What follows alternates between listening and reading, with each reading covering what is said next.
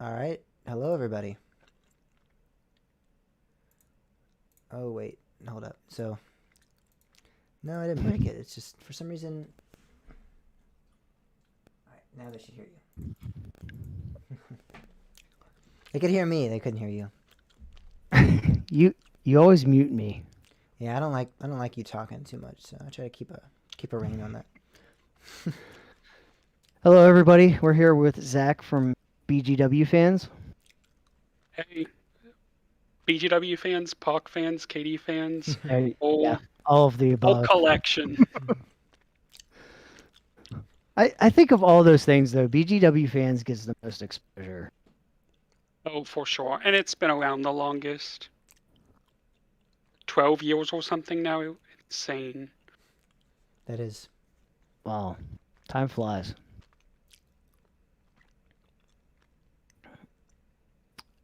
Oh, Pam fell asleep.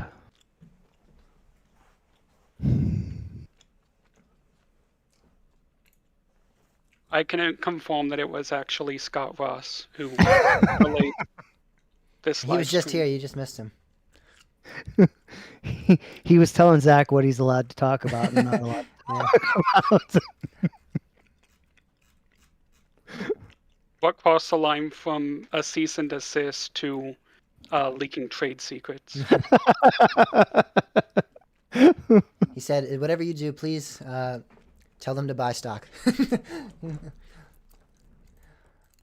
Well, that's it. And memberships. Memberships and stock, yeah. Yep.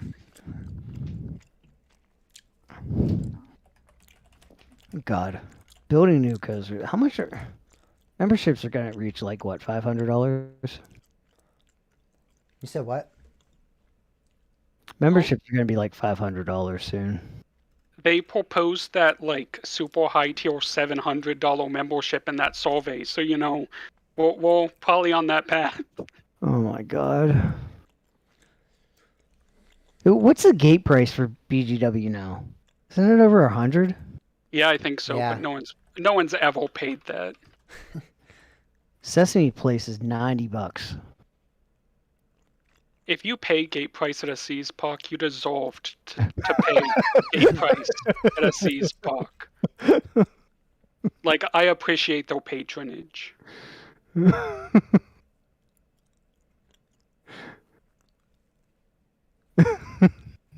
That's a very good point. Actually, that would be interesting research. How many people actually pay gate price? I'm really hoping not many. Oh, but you know there's a lot. On the other hand, though, as like a fan of these parks who buys a pass and gets in for a few dollars each time because you go so often, you sort of appreciate the people who are willing to drop $150. I guess.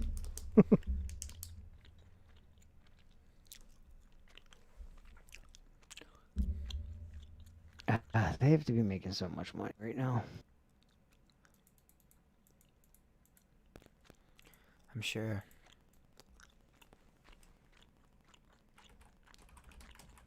All right. So I think, do we have everything ready to go?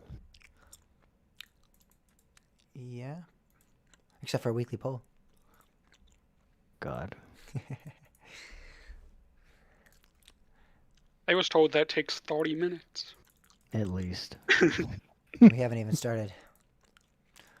So, 30 minutes from when we actually say we're going to start. Weekly poll. What do you think Zach is keeping from us related to Dark Coaster? What you should really be worried about is what I'm keeping from you that I haven't even teased yet. Do you want to be on the show, Zach, or no? We can play it off to next week. I like the 150th show. There we go. We'll tease a big reveal for the 150th. Yeah. Only if you agree to those terms. That's where Zach will announce the First ever Giga indoor coaster. There we go.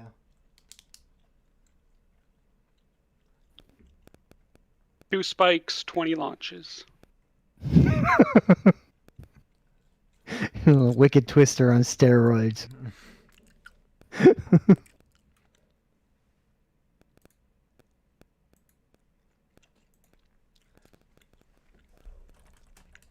With the VR headsets from Battle for Ireland. Oh my god, that would be terrible. That might go down as the worst roller coaster of all time.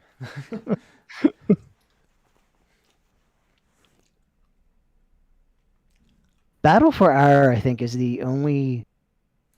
I think that's like the only like simulation ride that ever actually kind of started to make me feel nauseous.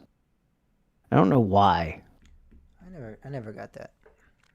I don't have that issue on anything, but that ride. I do. So that figures. So, I was super dependent on where in the theater you sat because they used a single tracking point for every headset in the theater. So if you were off to either side or front or back, your tracking was always slightly offset from where you actually should be looking. And that like slight offset really messed with people. makes sense, yeah, I never actually thought of that, but that actually does make a lot of sense. If it ever reopens, you can like look up and there's like a slight shadow on the projection screen, and that is being cast by the one monitor point.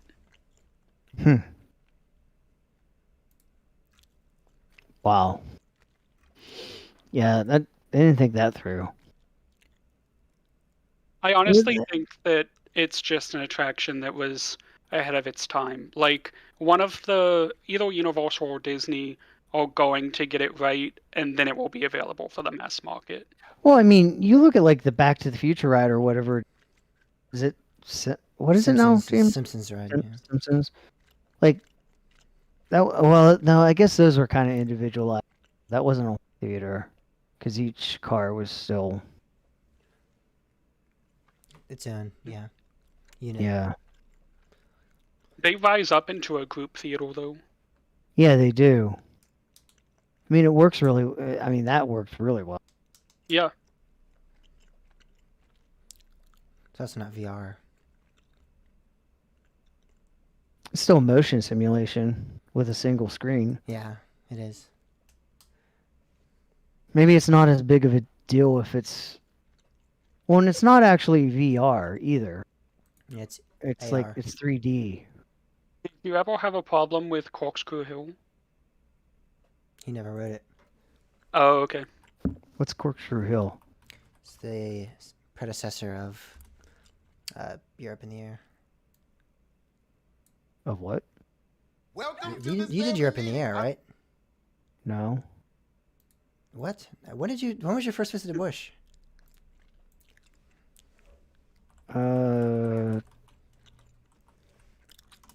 2012, 2013, maybe? It was like one visit, and then I don't think I was back until like 2018.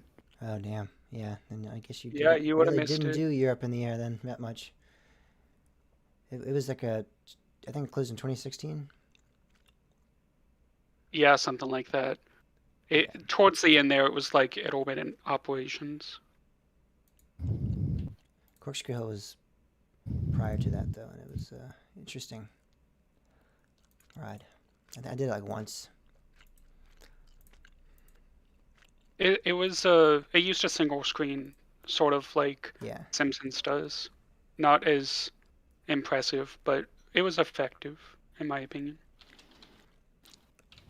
Or was it like giants or whatever, or trolls or? It was very meta. The two Irish kids found a box of tiny humans and went to take it to a witch in exchange for some money. Okay. Yeah. That's interesting.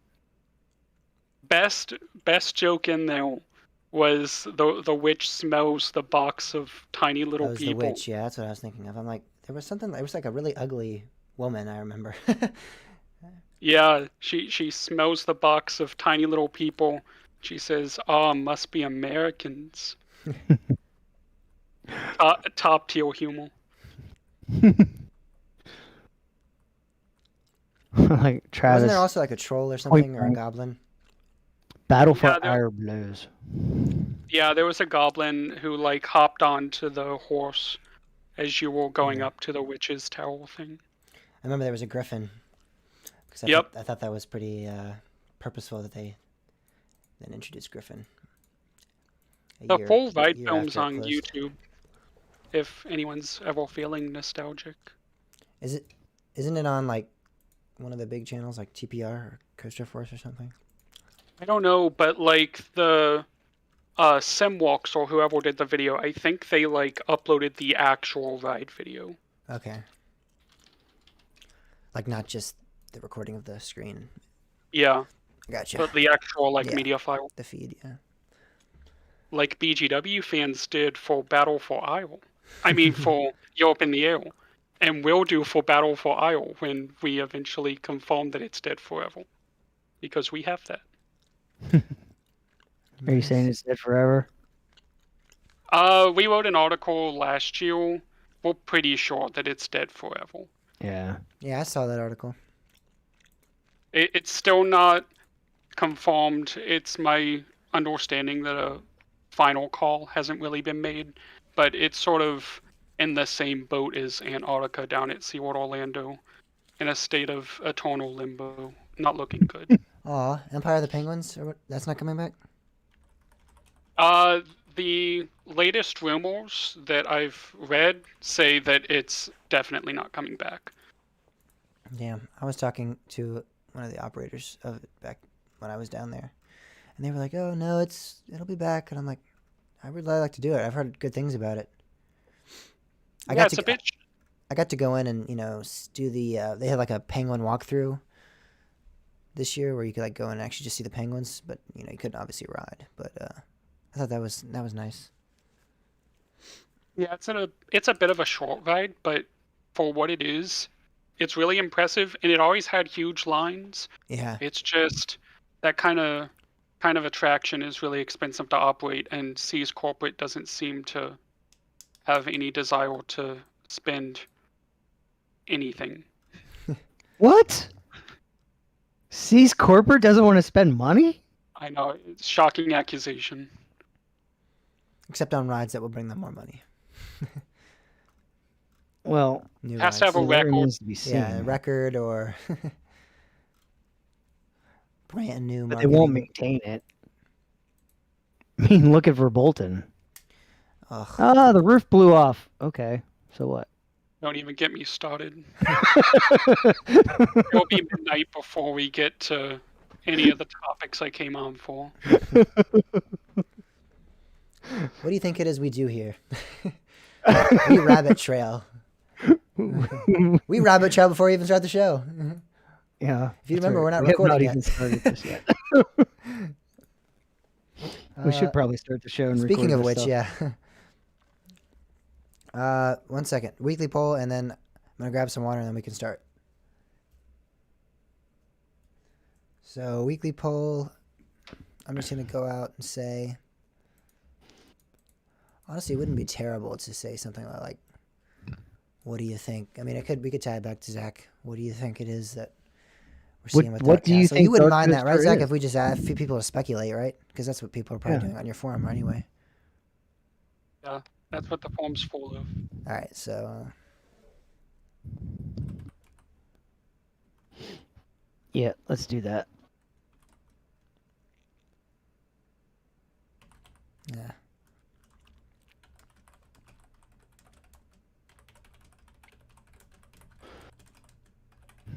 Scott Ross coming after me. He has to get behind Todd Joseph.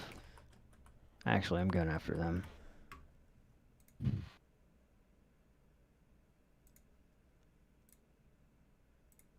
Why do we have to have people like this? I don't Why really know how can't to. why can't everybody be like Dick Knoble? Won't you just think of the shareholders, Bob? That's see.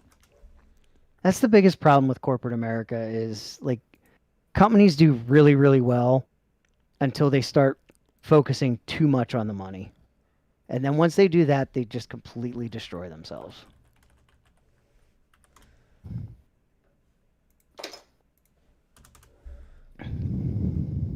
One word, Travis, dumbstruck.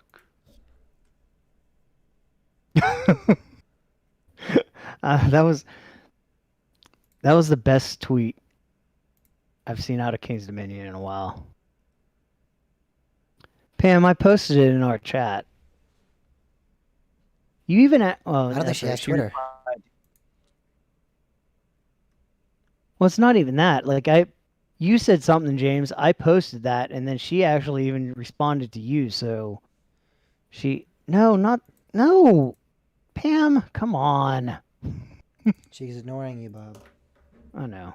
No, she's probably lagged. She's like, we're still she's talking. already 5 minutes behind. We're still talking about Corkscrew Hill, probably.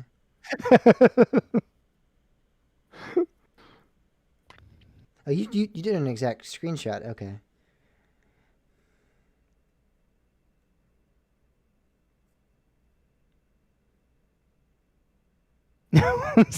when Pam, you were in the chat. You were actually in the chat. You typed literally a minute after I posted it.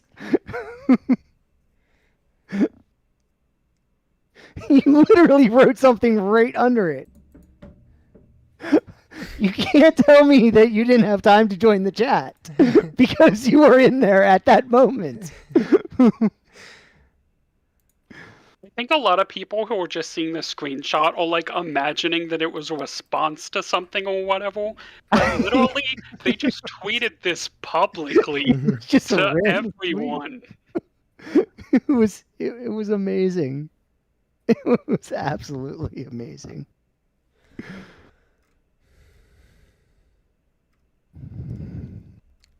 It was not on my bingo card for this year.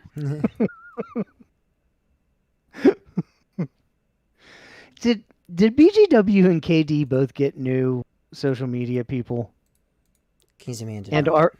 And are they the same person? They are both pretty new, from what I understand. King's Dominions is about a year or two. King's Dominion had a really big marketing shakeup and is going through a really big marketing shakeup, from what I understand. They're moving some jobs to corporate.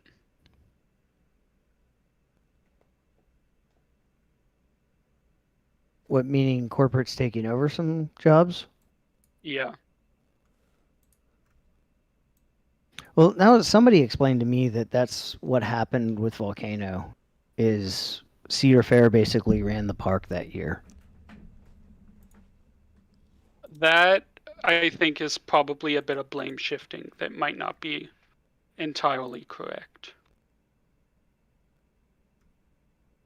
Yeah, I don't know. I couldn't obviously confirm any of that. I don't know, but yeah, I don't know what he was saying was basically like the year before, like there is a lot of like, I don't know, Is this dumb a misnomer, stuff. or is this how you guys are spelling it? Sorry. What? Are you guys spelling Dark Coaster like, kind of like how Dark Castle was spelled? Yeah. Or is that a misnomer? All right. I just wanted to make sure. But he said basically like things got so bad I'll be right that back. corporate just decided to take over running most of the positions.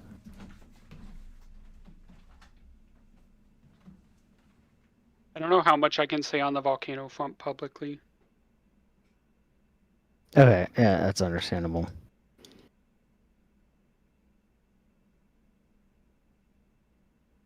Yeah, Travis, that's how they're spelling it. And to be clear, it is a code name that we are using. It is not a code name from the park. We got banned using years over COVID, and we're just not doing it anymore. Wait, you got what? We got banned using project and then the year that it's going to open Oh, yeah. with Pantheon and Track and Spiral, calling them Project Yeah. 2020 and 2021, because now those terms are totally worthless. Yeah. And with something, when we're talking about like 2023, we're still in 2021. It's like totally realistic that the project could be pushed back a year still right now.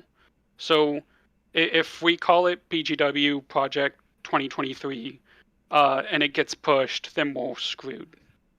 Yeah. Yeah, that definitely makes sense. So just like with Dragon Spiral, we made up a semi-clever name for it and are marketing all of our coverage under that. Drakenspire may be the best name that I ever saw. Someone on the Park Fans forum came up with that, and it was absolutely perfect. It's genius. It's so good that I sort of wish that the park would use it. Yes. Absolutely.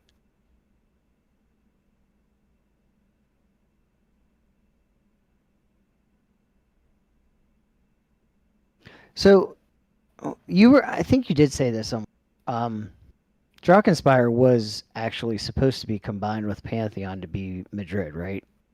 Project Madrid was a Rhine crossing launched gigacoaster that used the land both in Festa Field, where Pantheon is now, and Festhaus Park, where Dragon Spiral was planned to be. And then during development, they decided not to cross the Rhine.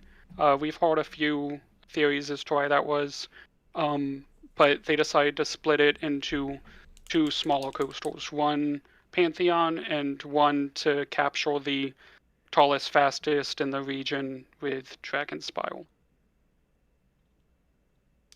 And then Pantheon was built and delayed 2 years, and Dragon Spiral is shelved for maybe forever, maybe for a year or two, unknown. I don't know. The whole Drakenspire Dark thing. Coaster and wait, hold up. I'm not gonna do this. Yeah, we should actually talk about this. What on I the know show. about bring it up before we start the show. What I know about KD marketing though is that I don't know why I thought about this when I went down to get water. I know Scott Clemens, who's the director of marketing, has been there for about 2 or 3 years now, and then Maggie Sellers left, who was under him, who was like pretty much directly under him, like in the chain of command. Correct. So And she left pretty recently, like in August or it's this summer, because she was there. She was there at the beginning of this year, Yep. and she went to another large corporate.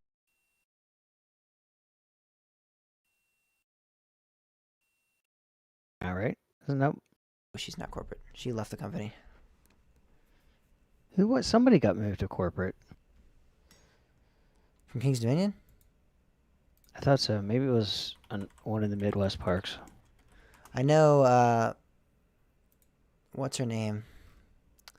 From Carowinds got moved to corporate. She's now the director of operation for a bunch of different parks, but I can't remember. Pat Jones, I think. Pat Jones from Carowinds got moved to corporate. She was the park president of Carowinds. That was earlier this year. We talked about it on their show, and now she's the director of operations for California's Great America, Carowinds, King's Dominion, a bunch of different of the Cedar Fair parks, like half of them. Oh, Maggie Sellers went to Capital One. There you go. I was gonna say Dominion, but I was close, kind of. Maggie Sellers was excellent, for the record. She was, yeah.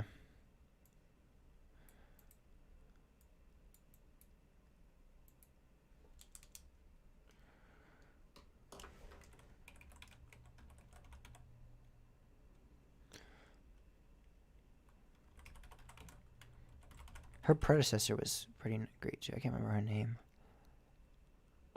Caitlin something or other. Yeah. Also fantastic. Yes.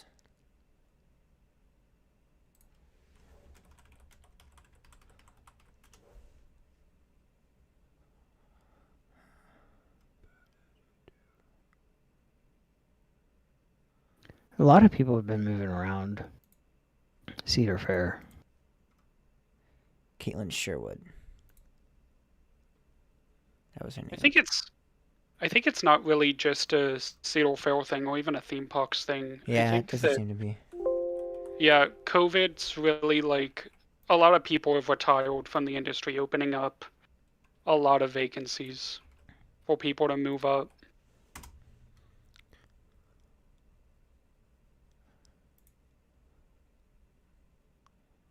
Who's Alyssa Harris?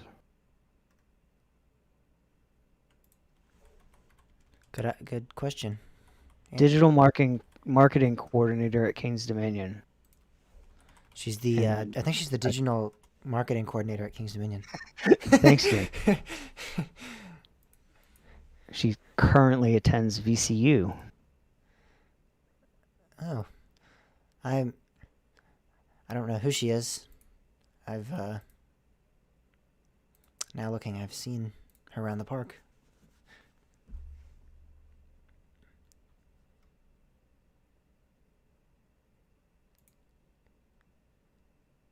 Bridget? Who's Bridget? Bridget who? What? Bridget Bywater. The Wait, is GM. That's the GM, yeah. that- Terrible. Not a fan. Mike's completely silent until you. VCU. We could be talking about like how awful she is too, and he'd be like, "Good job, VCU, yeah." I'm gonna do a marathon on Joker, just screaming VCU, just in honor of Mike. You said what? I'm gonna marathon Joker, Oh. and the whole time I'm just gonna start screaming VCU. He'd be so conflicted. He wouldn't know what to think. Is this good or bad? I don't know. Mike, I know we've never spoken, probably never seen one another, but your opinion on 43 spins is correct, and anyone who disagrees is wrong. It's really that simple. He is not correct. I love them. Yeah, I love him too. Apparently, you didn't hear Zach. I marathon Joker for 2 hours straight. An hour of that, I did not leave my seat. Like, did not get off at all. And the only other time, like, I got off was just to switch to another seat, like facing the other direction. And I did so. For like 45 minutes with on Batman at Six Flags Discovery Kingdom. This is some disgusting masochism. It's so fun. It's so much fun. I am totally on board with Tom Bealey. Whatever I sick think it's twisted pleasure we get from it, it's a great. I love it. I think Tom Bealey's like a great crypt replacement, but god awful product. Except for Airtime Jimmy, right? Airtime Jimmy was a great guest too.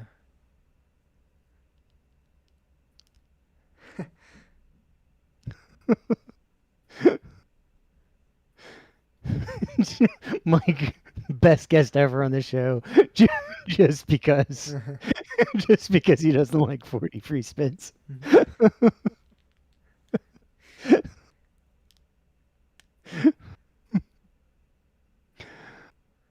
You're a traitor, Zach. Travis, I literally run a King's Dominion fan site. It is Monkey Flip.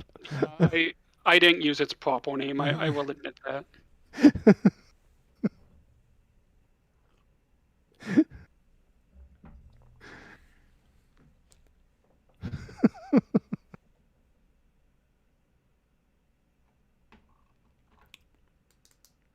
I know, Mike. Isn't it awesome?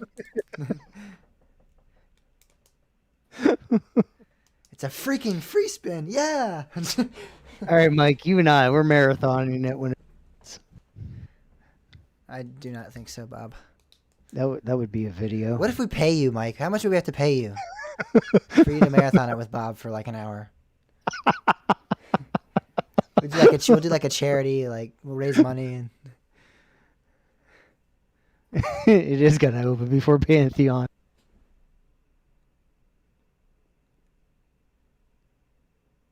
We could get people to pledge money, like every minute Mike's on a free spin.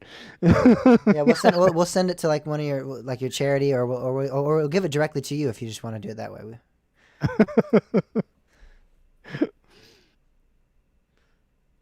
Come on, Mike. For the kids.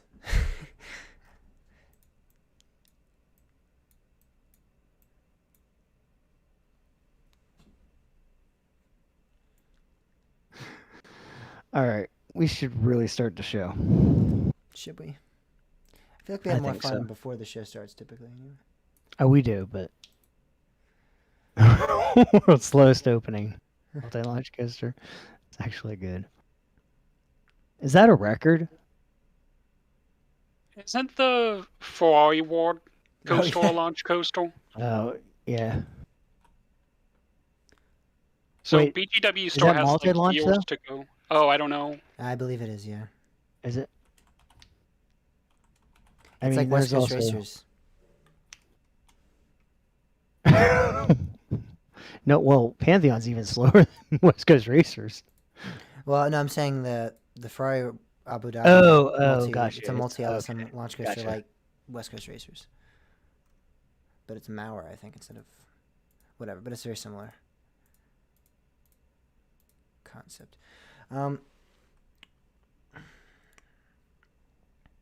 Yeah, we should probably start the show.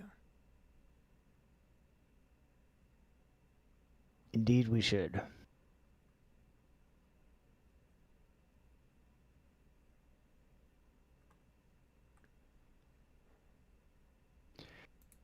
All right, so Zach, I do a countdown, 3, 2, and like you'll have to watch my video for when to start.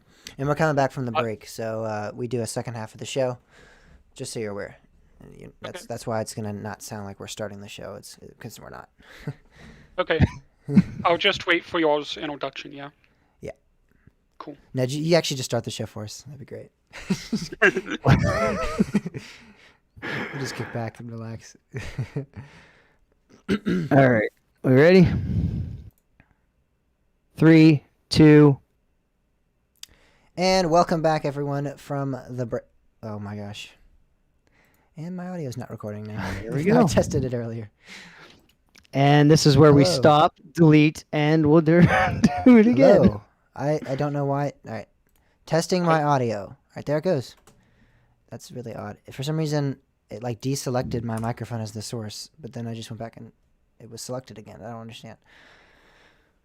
Oh, okay, we're good. We can start over. Real quick, this will be easier to say, Steph. Yes, I'm excited about Kangaroo, but go back and listen to the show. Because I did mention a couple things that, like, while I'm excited for it and I think it's a good thing, there's a couple things that kind of concern me about how Kangaroo played out. So something just worth checking out. Just say it. All right. Huh? Just say it real quick. Just like 2 seconds. I can't ever say. Okay, so you asked for it.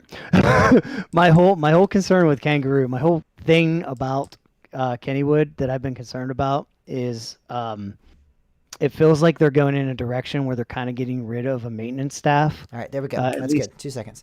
All right. I can't finish it. You asked for it. That's all I'm saying. So the thing is that the fact that Kangaroo is coming back after being refurbished by Premier, which is an outside company, kind of gives me an indication that I might be right. That a lot of the maintenance people are leaving Kennywood, which in the future makes me question how well are they going to maintain the wooden coasters there. So there's my short version. Here we go. All right. See, we got You it. ready? You ready to start again, Zach? Yep. All right. 3, 2. All right, everyone, welcome back to the second half of the show. Joining us now, we have Zach, who's a co-admin of the Park Fans Network, which includes BGW fans, KD fans. How you doing, Zach? Thank you for joining us. Doing well. It's good to be here. Glad to have you on the show. Finally, I feel like this is that's a long time due. It is my first podcast appearance, so you all Ooh. got We got in. We're special. Exclusive. There we go. And of course, you're here because you're making all kinds of waves right now. that's the goal. Yep. But you're also here in part because you love us so much. Yeah, there's that.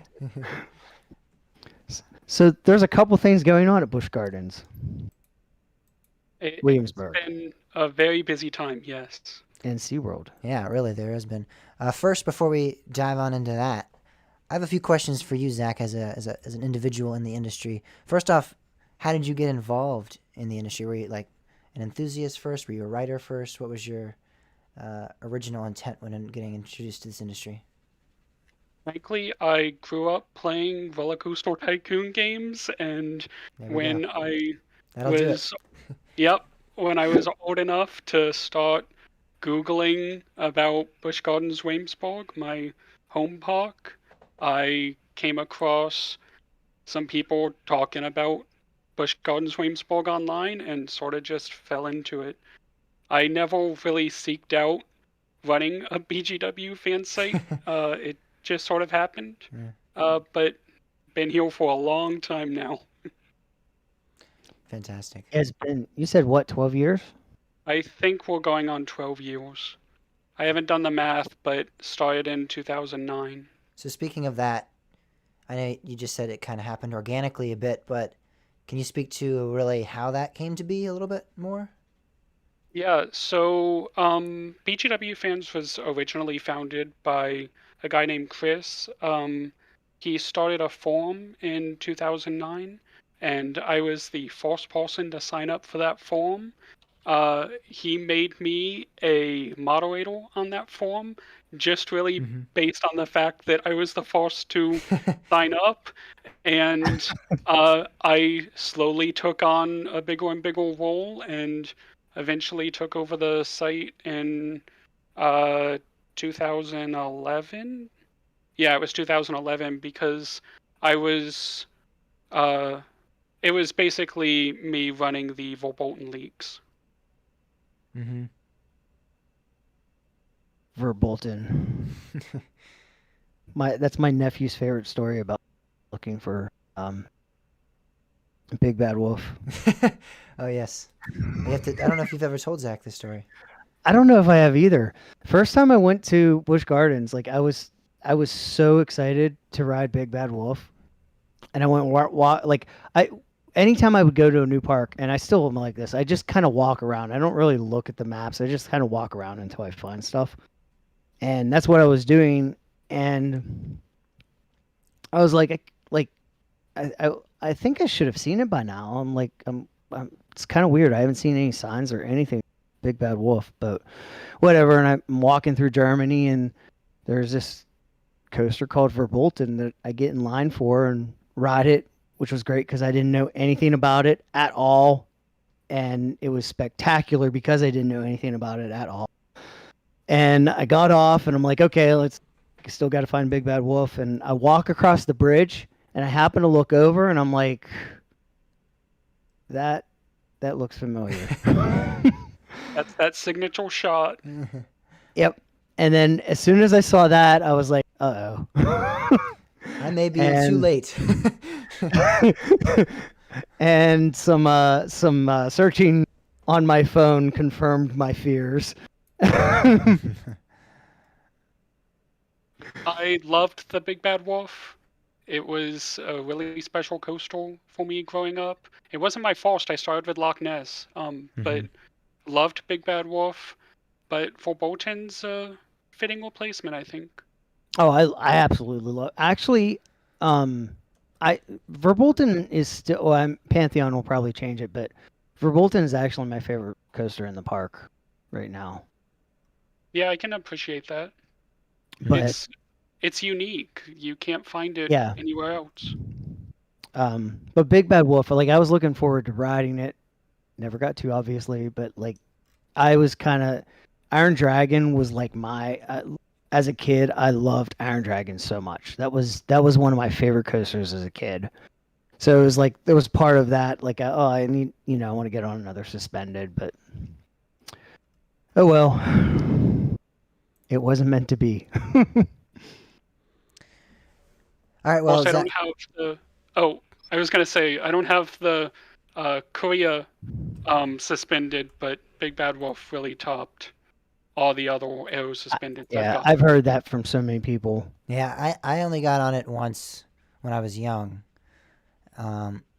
But compared to the others, I really like Vortex of Canada's Wonderland, but even that doesn't come close to where Big Bad Wolf came for me. So yeah. Zach, so we just kind of talked about the fact that your first major project was Verbolten. How is it that you come about obtaining information? What's your process? Or is it a solo effort? Are you working with people in the forums? Like, well, how exactly do you typically come at trying to find information for projects? So a lot of the reporting that I do is really just public records reporting. Know where to look, know how to file your Freedom of Information Act requests, and get to know people in local municipal offices. But some of the things that I'd say that I'm known for, the Verbolten leak, the Pantheon leak, less Dragon Spiral, um, Yeah. Project Penguin, long history here. Those are really a result of just trying to maintain as large a circle as I can, get to know as many people as I can, build out like a network, and eventually people start coming to you. And if you know how to walk with the information that they have, you know how to protect them, know when you can and can't share things based on uh, the safety of the sources, eventually you get a reputation for it, and that brings more and more people to you. Yeah, interesting. And I thought we could maybe shed light on that process a little bit more with the Dollywood project that you guys just touched on earlier this year. In November, it was correct. Yeah, that sounds right. Yeah, I think it was November.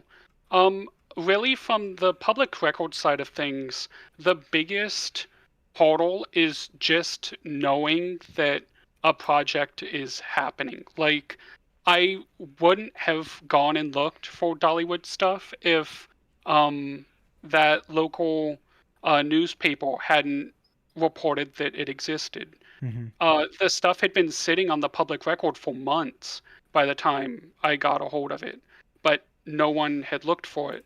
Um, we try to keep really close tabs on King's Dominion and Busch Gardens Williamsburg, since those are sort of our main focuses. But Yeah.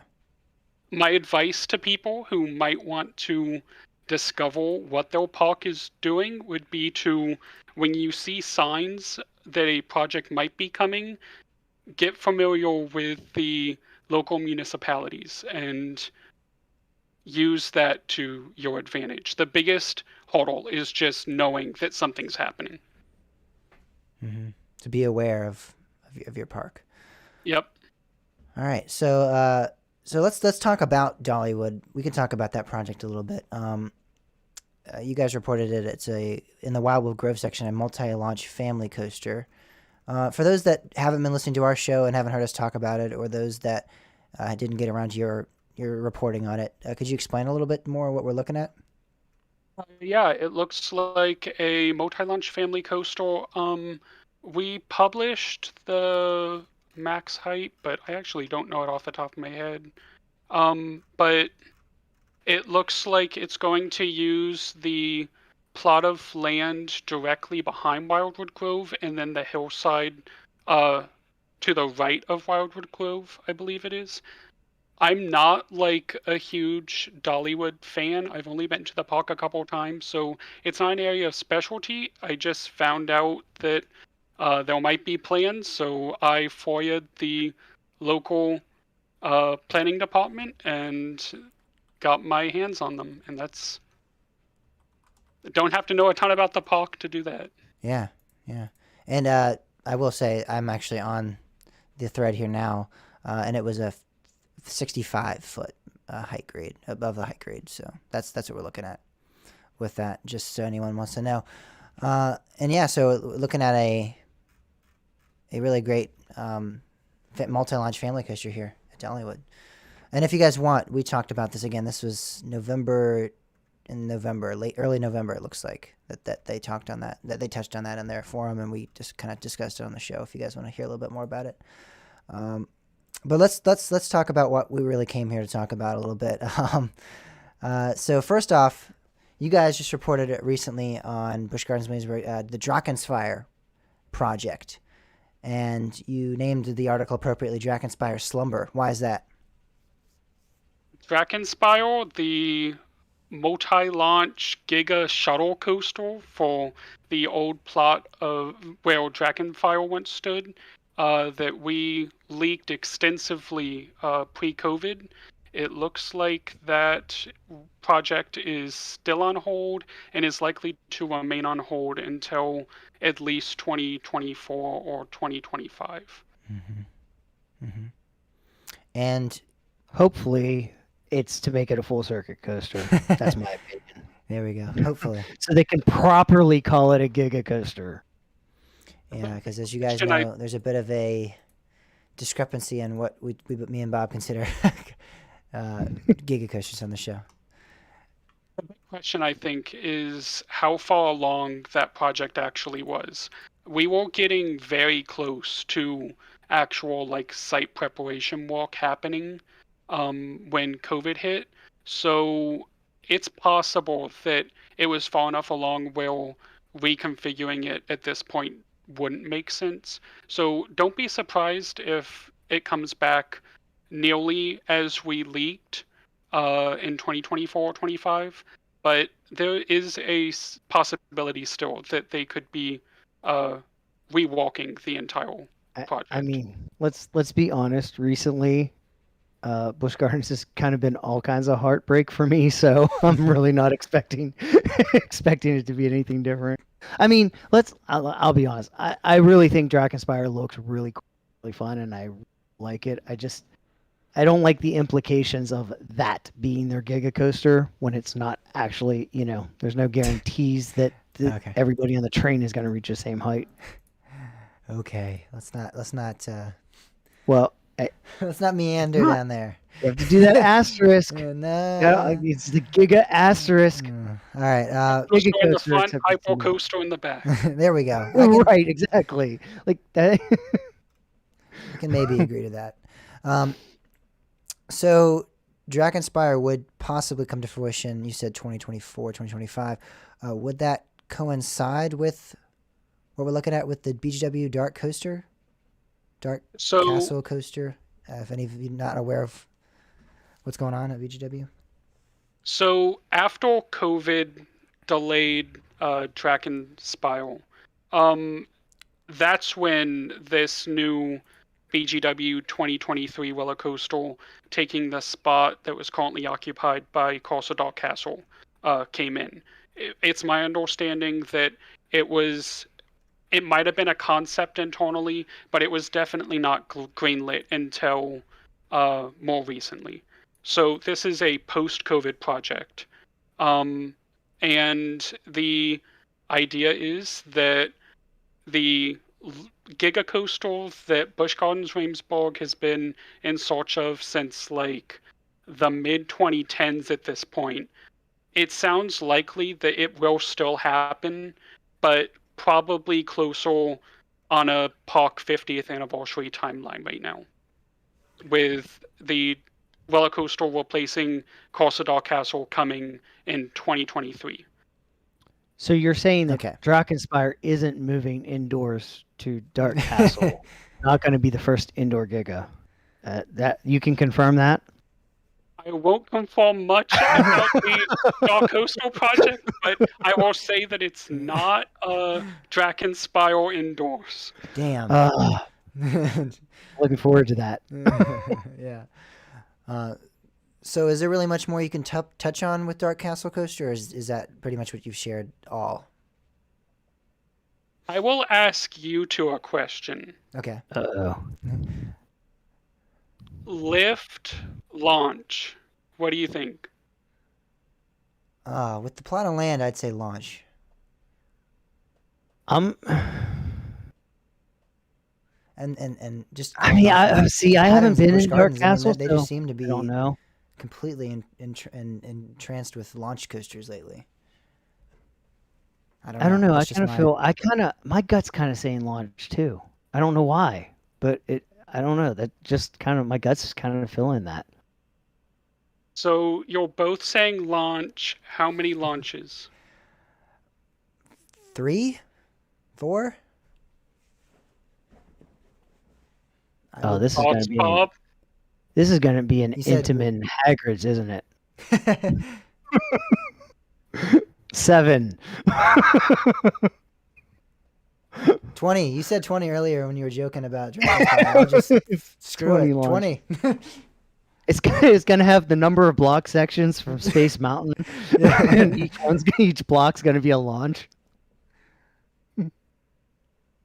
What if I said quad launch? I would say, who's building it? I will not tell you that. Ah, Damn, you thought. All right, well, that's acceptable. We'll accept that. this is gonna be a Hagrid's thing, isn't it? That Why is do I- big news broken on the Coastal Talk podcast. There you go. You heard it here first, folks. For once, we can be maybe we'll be a source for some people. We'll be like, hey, Coaster Talk provided this. With Zach, obviously, but Coaster Talk. I heard it on Coaster Talk. All right. So let me ask you this, Zach: how many show scenes are there going to be? Not answering. You're getting ahead of yourself. You got Hey, you like got your that? big You like scoop. that? That was a Dark Castle quote. you got your big scoop. Maybe if you have me for the 150th show, you can have another. All right, we'll just keep having you on each week and just We're releasing gonna more and have more, perpetually more and more. until both Busch Gardens and King's Dominion thoroughly hate us Yeah. as well. Yep. They'll be stalking us. All right. So. What is your feelings on that tweet that happened today? Oh yes. For those, yes. for Let's touch those base on that. listening, Yeah. there was a tweet that King's Dominion sent out today, not in response to anything. This was just a public tweet, just posted out of nowhere. It said, "When pet park fans is down, so you have to do actual work instead of stalking the enthusiasts." Which brings me also to, were you guys down today? Like, was the site down? Well, we were down for about an hour and a half this morning, and Okay, I was like, somehow if they just arbitrarily tweeted that would be even weirder. no, but it means that King's Dominion was trying to browse parkfans.net within like a 1.5 hour period this morning, which is Yeah. pretty weird to begin with, but then for them to publicly tweet about it, I just, it's hard to know. Like, the Tom Bailey leak was probably the most controversial, most polarizing thing that I've possibly ever published. And as you all can probably imagine, King's Dominion was not happy. But I'm not sure what's going on now. We're getting like They just we're completely getting tweeted about. 360, yeah. You know, this is the one thing that's kind of been interesting. It's always, I mean, let's face it, no park is going to be happy when their information gets leaked. But it's always seemed to me like, well, I mean, even I mean, years ago, even you and Busch Gardens had a really good relationship until all of a sudden you didn't. Um, but like, it always has seemed to me like King's Dominion, while not being thrilled, they've never really like been They openly never expressed like aggressive against you, or like expressed you like animosity. angry. Where like Busch Gardens, like they make it known they don't like you. um, and do you? Why did it end up like that? Do you have any idea? Like what?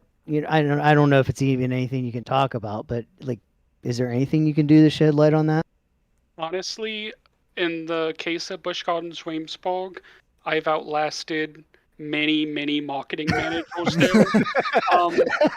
And at some point, it's really just staff turnover. Like, Yeah, that makes sense. there have been people in marketing at Busch Gardens Williamsburg that really like us, really like what we do, think that we are some of the best at what we do. And then there are others who will tweet about us in disparaging ways. Which I've never understood, because if you think about it, it's a niche market that you guys provide information for. I've always thought it's interesting, because it's not like you're a major publication, revealing these secrets to hundreds of thousands of people. It's such a small. I mean, how many users do you have on Park Fans? I don't know off the top of my head, obviously. Can you share that, or ballpark figure? I think it's public. Let me click over there really quickly. Okay, well, I'll continue my little side story here. But even if it's in the tens of thousands, and then you can count for your social media followers, it's still like a fraction of the actual audience at their parks. And it's all people that are passionate about the industry. It's not people that, go and are going as tourists, really. So I've always found it interesting that the marketing departments are supposed to be targeted at these individuals like tourists and trying to build hype up to the general public. And that's not really the community that you guys are serving. So I've never really understood the hostility they have towards you. But again, I can't speak to what the marketing departments are actually thinking, but I've just never understood it. What's my general thesis, really? That their job and their target is just radically different than what ours is. Our readers want different information than what the park should be sharing with a mass audience, because the mass audience doesn't care at all when they like replace a sign on a gift shop. But all readers are like, they're into Go ecstatic, that. Yeah. Exactly. Point in case. Are you talking about that new sign that says Italy gifts? Oh God. Oh no, it was a tweet. They tweeted that something was happening in Italy gifts. I know, I saw that. I had to make a reference to that because you made it very clear that you were not happy about that one. Italy Hamlets at Busch Gardens have 5 gift shops. None of them have ever been named Italy Gifts. I mean, yeah. And to be clear, I know people think that this is like nitpicking or whatever. I'm totally on board with parks simplifying like the names of things for their mass audience to solve like utility, right? But this solves no utility. No one knows what Italy Gifts is. Yeah. Yeah, it's ridiculous. It's so basic. How could I can't even. I mean, I feel like this is exactly how I used to, when I was younger, design amusement park maps. That was how I kind of got into the amusement park. Like, I was just very interested in how the maps worked with amusement parks. So I would draw roller coasters and draw gift shops and draw theaters and whatnot. The full map there of different parks.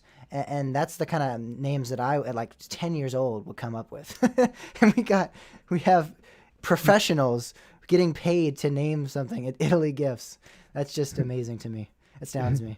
Could have been Souvenirs 1. It could have been. That might have been better. Hey, now, the King's Dominion map for years had Funnel Cakes 2 on it, so... Did it? I never noticed that. It did. Yep. Was that actually meant to be a throwback to RCT? I don't think so, and it didn't reflect the Mpox signage at all. I think it was like Volcano Funnel Cakes or whatever that Yeah. funnel cake shop is Yeah. called. And on the map, it was labeled Funnel Cakes too. I think I do recall that. Yeah, fantastic. That's great. Fantastic. All right. Well, Zach, another project you guys have been covering over at the Parks Fans Network is the SeaWorld Orlando Project Penguin. You just released an article on that, actually. So give us a little bit about that. Tell us a little bit more about it. Yeah, so a lot of people in the circles I fly in, and I know other circles as well, have been trying really hard to get their hands on the plans for SeaWorld Orlando's Project Penguin, which is we know from Lean's reporting and from shipping information that it was a launched B&M coastal. And we know that it was going to go in the festival pathway area of SeaWorld Orlando. And a lot of people, like I said, have been trying to get their hands on these documents. I tried to FOIA these documents. Everyone has gotten pushback from Orange County.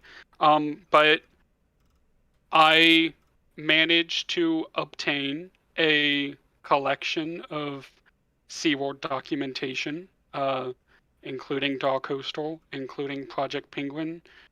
Those are the two that I will talk about. Project Penguin, so we published on it. We Yes. published the site plans, we published the layout. We walked with a team of people to develop a no limits model of the area, the coastal itself, and hopefully provided one of the most comprehensive coastal league articles ever. Yeah, and you guys did a fantastic job. The article is quite lengthy, which is great. And when you're talking about leaks, that's great. You always want. I'm always disappointed if a site claims to have a leak on a ride and it's like a page, like it's such a short little page. When I see the extent of a page being down, when I see my little scroller like this small, like tiny, I know I'm in for a treat. And I was I was impressed with when I saw that on this project's page particular. So yeah, we're looking at a B&M multi-launch, which is fantastic. We haven't seen them. It's just one? Yep, one launch with a hill. One launch. All right. Yeah. And it is believed that it is, in fact, the prototype B&M Soft Coastal that everyone's been hoping it was. Which led to the question of, is it what we saw with the trademark, the Surf Coaster trademark, which you guys covered in the article a bit as well, correct? Yeah, so the Soft Coastal was trademarked by B&M back in 2019. Project Penguin originally slated to open for 2021. And then when the pandemic hit, the project was put on hold, much like Dragon Spiral. And soon after that, B&M filed a patent for a new stand-up restraint. We do not know if these two, the trademark and the patent, are for the same product. The timelines sort of match up, though, so it's reasonable to think that they could be. But we don't have anything in the plans that we published that displays a ride vehicle, or that we've been able to decipher really much of anything about the ride vehicle from, aside from the fact that we are really confident that it's going to be a 2-abreast ride vehicle with 12 rows, 6 cars. Yeah, that's fantastic. 2 across is interesting. Yes, it is. It's because B&M's... Especially if we're talking about a stand-up, potentially. It makes me wonder if it's going to be... if you're going to be standing sideways or something. I don't know. I have so many thoughts about this, and nothing kind of is like the aha, you Yeah. know. Like, When what if it's a spinning stand-up coaster? when I wrote the article, I was a bit more skeptical of the stand-up theory than I think I am today.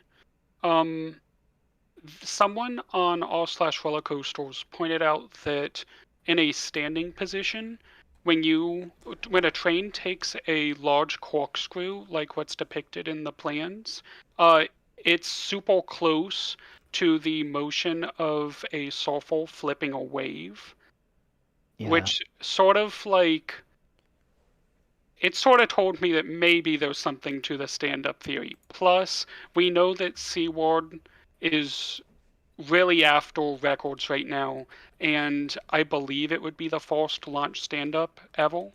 Yeah. I think that's a true Yeah, I accolade. can't think Yeah. of anything else. Um, I mean, that's I don't know. There's a part of me. I mean, as long as restraints are new. I mean, if I remember right, that patent. It's been a while since I looked at that patent, but isn't it more? Didn't it kind of look more like kind of like doing to stand up what the vest restraints did to the inverts and wings? yeah, it did have I, those vests.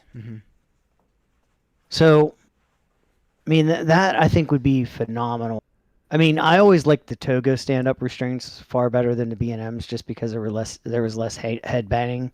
But I mean, doing a vest on it, I think would drastically improve it. So like under those circumstances, I'd kind of be excited to see another stand-up coaster. I'm not sure that a new stand-up is going to like take the industry by storm, but I really would love to see a company attempt it today. Yeah. Yeah, I think that's the thing. It's not like, yeah, I agree. I don't know if it's gonna take like, I don't know. I think that's the thing is, as I just don't know. I mean, we've been losing stand-up coasters, but a lot of that problem has just been uncomfortable restraints. And I mean, some of it's just because people don't understand how to adjust the restraints. But like another part of it is kind of a common thing with B&M is with the headbanging.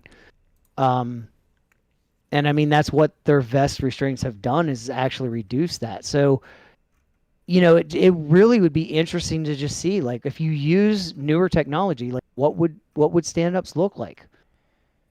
It's really interesting. It's and I'm kind of in that same boat you like it's not like, oh, I think this is going to be an earth-shattering, groundbreaking coaster, but the curiosity of it is,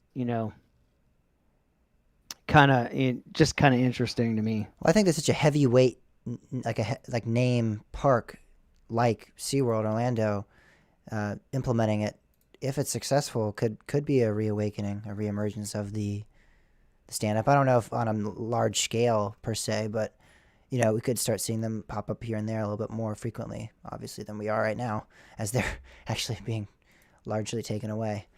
Well, here's know. another question. What's the closest stand-up that ever existed to Florida? Georgia, Six Flags Yeah, Over Georgia, Scorcher. Georgia Scorcher. Okay.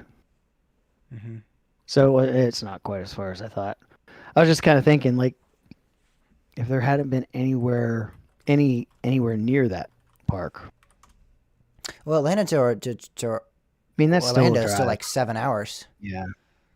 Yeah. So Yeah. I mean, so yeah, that's another aspect. People that don't leave the area to go to parks, they've never been on a stand-up, so they don't know.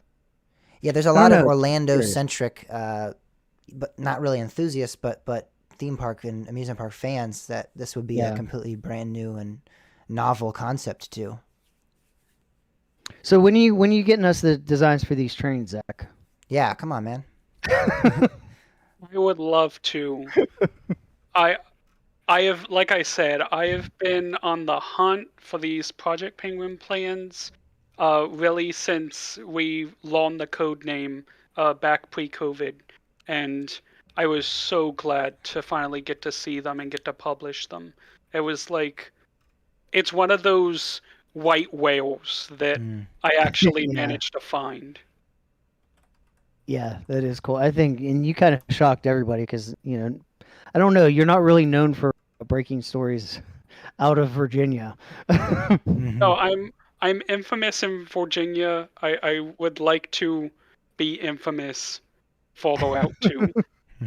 Well, you missed out on that wooden coaster in Vietnam.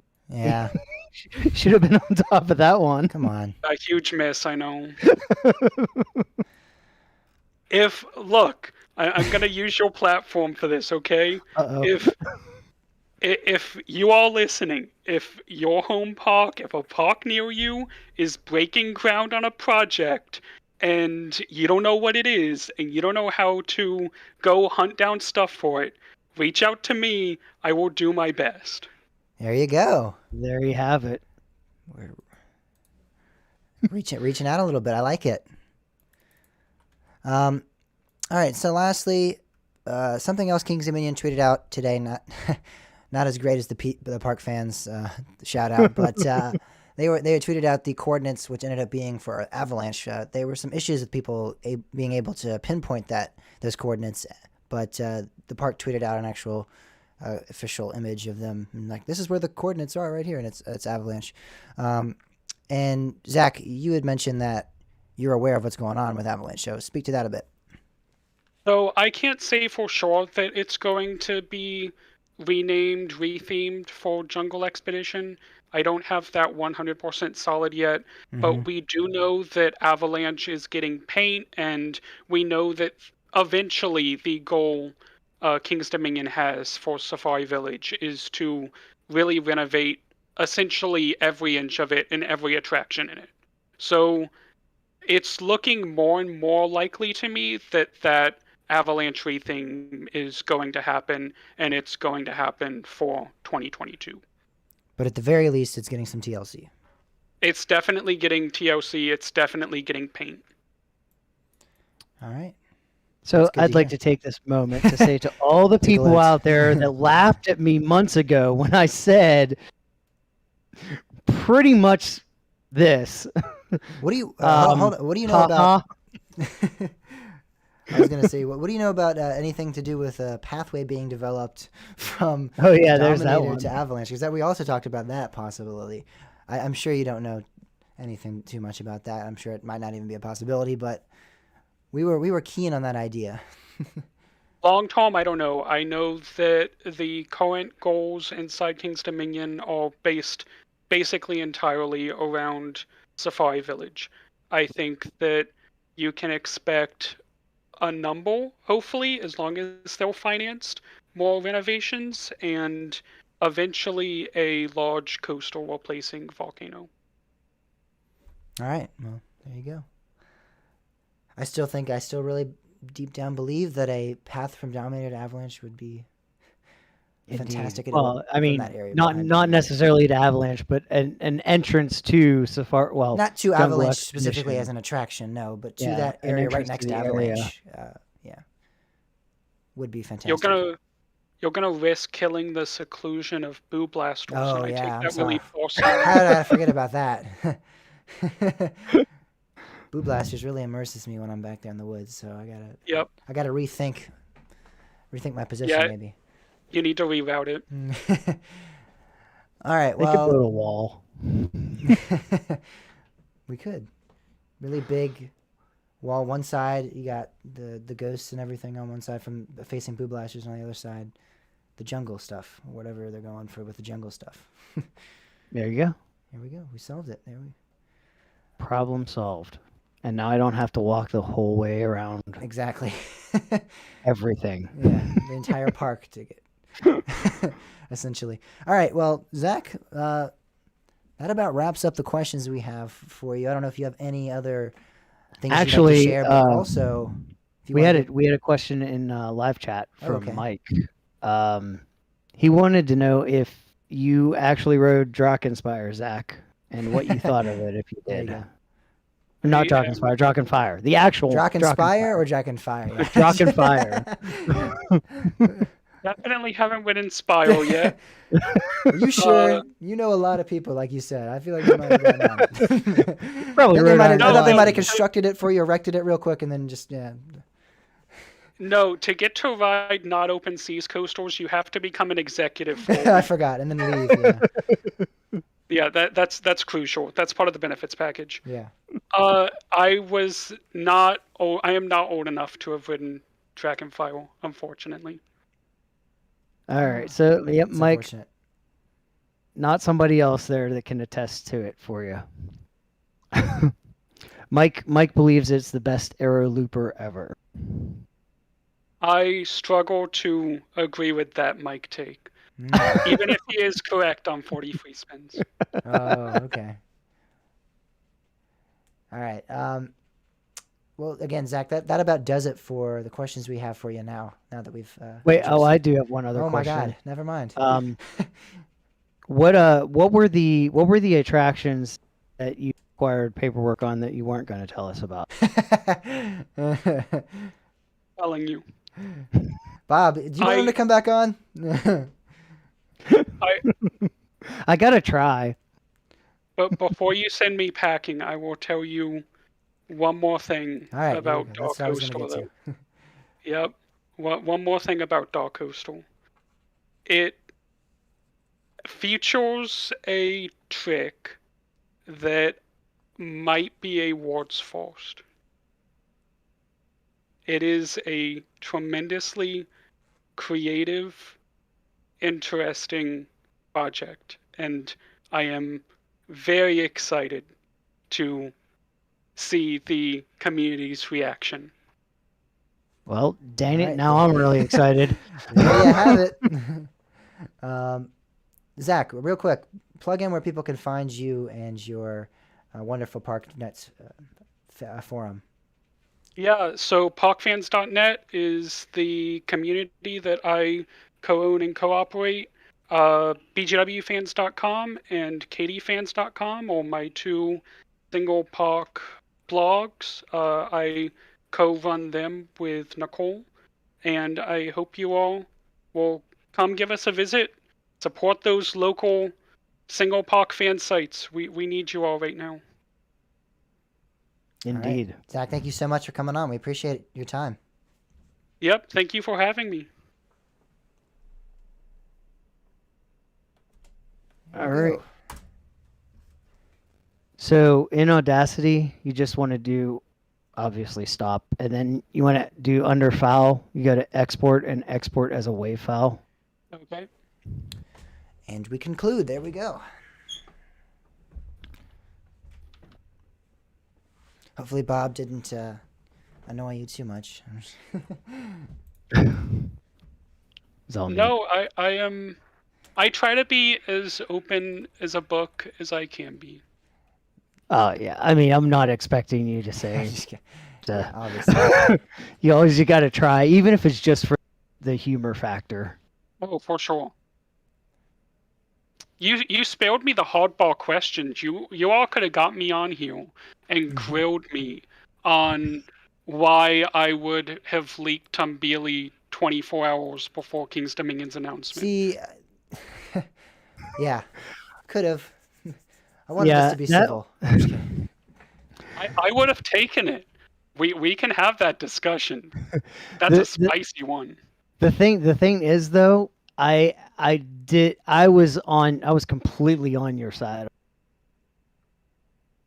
So like I wouldn't be grilling you because I wouldn't have been grilling you. I mean, I would have asked and seen your reaction. Yeah, but I guess we could have discussed it. The thing is, it's the same thing with what I said earlier. Is that I don't understand why it would be taken as that way. Because again, you guys are reporting to fans of the park who already know what's coming. we're enthusiasts. We're enthusiastic about this industry, about these parks. We're knowledgeable about them. That's who you're reporting to here. And for some reason, the parks seem to think that it's getting released to the general public almost. And when the case is, like you said earlier, like most of them don't even care about the specifics. Yeah, it's frustrating when I get like a ton of blowback from talking about unannounced coastal, but there were like entire industries dedicated to leaking everything about tech, everything about games, everything about movies. But it's parks that get the the people who believe that there's like a moral component here. Yeah, I mean, it's news.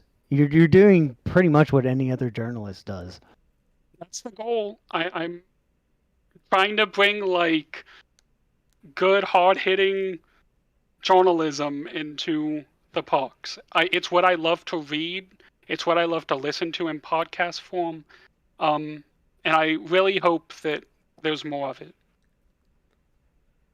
Yeah. Oh, by the way, I just put in the chat. I just put a link. Once you export that WAV file, you can use that link to upload it to us. Okay, it is exporting right now. Cool. Sorry, I didn't mean to interrupt. I just wanted to. No, mention you're that. all good. You really do have me excited for this dark coaster now. I really want to see it now. So, I always struggle with like where Keep in to mind we're hide. still live. I just want to remind you. Yeah, I know. I'm good. Okay. I'm good. I always struggle with like where to hype things up to, because I sort of feel like it's part of my responsibility, like leaking this stuff, to try to ensure that people aren't disappointed with these projects. Like I really want to try to give as much context as I can to explain like how the park got here, why, even if you don't agree with it, why it sort of makes sense from the business side of why they would do this. I sort of feel like if I'm going to leak a project, it's my responsibility to do it responsibly. And so I struggle sometimes with how to tease things like this, because on one hand, like, this is not going to be a Giga Coastal. No, I don't think anyone thinks Right. it's going to be a Giga Coastal. Confirmed. I'm just kidding. But I am legitimately, like, really impressed and excited with what I see. And I hope that people see what I see in this project. Well, I think that's the thing that it that's the thing that excites me about it. Isn't so much what the resulting thing is going to be, but that they're trying something new. It sounds like special effects and like that type of thing just really excites me. That is why Verbolten is my favorite coaster at BGW right now, because I just love that.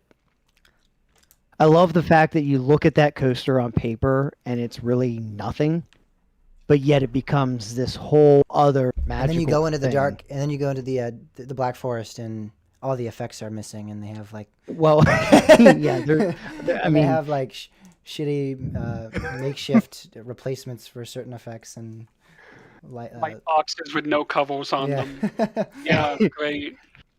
yeah, I mean, no, that's definitely a factor. But I mean, just like at its base, like that's what I love about, like, I love Verbolten because it My question actually is, why is it that they can spend money on something like this Dark Castle coaster we're talking about, or Dragonspire, and not fix, like, I don't feel like these the things that are missing in Verbolten, like the roof or the effects, that can't be too costly.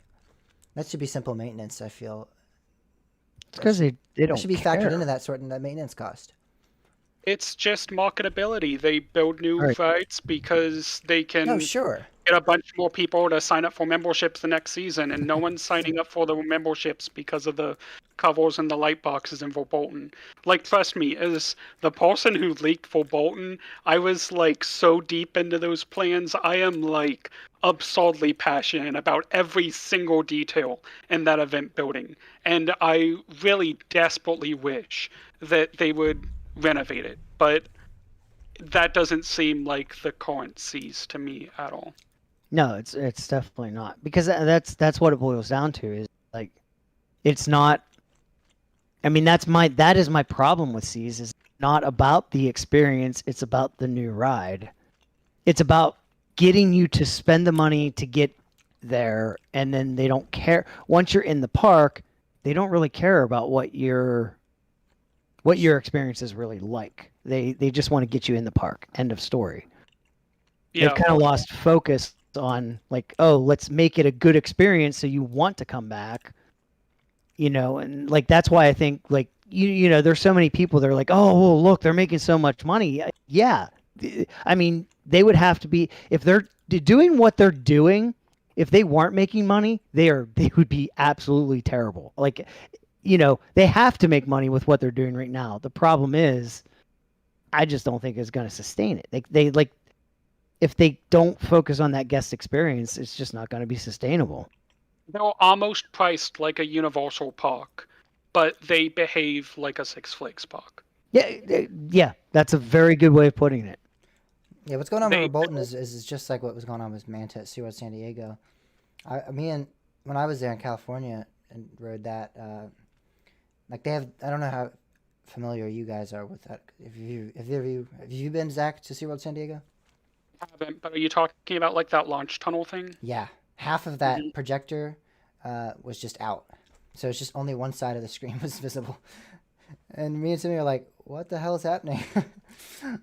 Someone on Twitter was talking about Journey to Atlantis today at SeaWorld Orlando, and that's the one that guts me. They de-themed the whole thing and put Apollo's Chariot Lift Hill music in there. Yeah. It's SeaWorld San Diego, I thought Journey to Atlantis was actually pretty good, but the Orlando one is lacking. and such a shadow of its former self. Oh yes, for sure. It's rough times, but I hope that we're gonna end up with like a really nice base of attractions that really makes these parks some of the best coastal-wise, attraction-wise in the industry. And then maybe a few years down the line, some corporate minds will change and we'll get some guest experience focus back. And then the parks are incredible. But until that happens, Yeah. We should talk about this on the show. Yeah, we probably should have. Yeah, it's it is kind of frustrating. I mean, I'm not renewing. There's no way I'm renewing my membership to Busch. I can't justify it. I mean, I live further. That's contributing by far, but I just don't. I don't know. The experience just isn't enough to make me drive that distance. I have some hope that things will look more normal next year. Like, we have seen some promising signs. There's some park infrastructure investment. There's some dining investment. There's even like a little bit of thematic investment here and there. So I'm hoping that there are still like minds internally that have some idea of where to go from here. But I'm confident that the lower levels at the park, and not lower level in terms of like even like up to Kevin and some of those individuals, I think they are definitely on board with keeping the park intact to its former glory. I definitely think it's a corporate issue. yeah, I largely agree. And Yeah, it's definitely corporate. when they're not in a position to push forcefully back. That's how you get replaced after 2 weeks. Yes, exactly.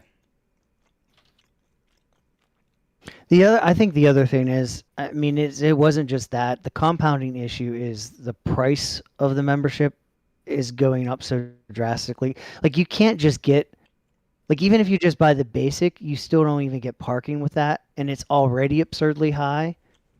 But then, like, to get the platinum is just an obscene amount of money for Virginia. Like, it makes more sense if I lived in Florida, but around in this area, it's not like we're close to all these parks, so it's like they kind of have to take that into account, which they don't. It's just ridiculously expensive.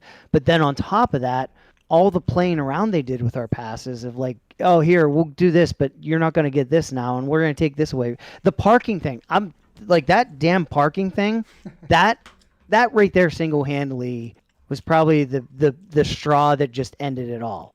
when they're like, oh, well, platinum members get this special parking, and then all of a sudden they take it away from you because of COVID. But then 2 weeks later, they start selling the exact same thing. Like that just, oh, that's what did me in. That really is what did me in, I think. It's reasonable. It really is. It's super frustrating. You give a company all this money, they promise you goods, they don't deliver you the goods and services they promised. It's anyone would be reasonably like angry here.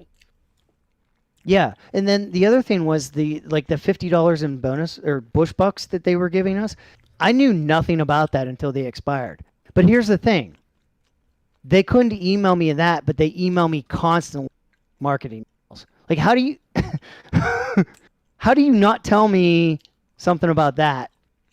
You know, like it just Okay, it's so infuriating. about that $50 in bush bucks, I run BGW fans.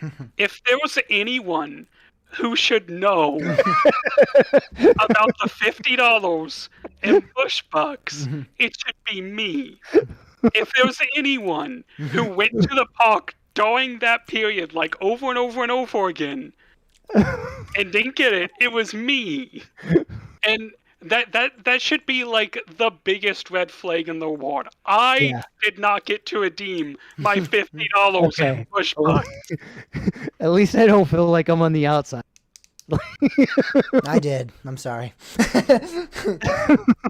I would love to get in on this, but I did, sadly.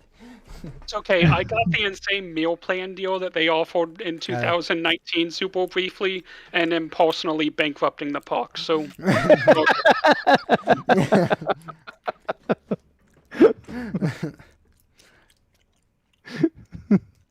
deal of a lifetime. That's awesome.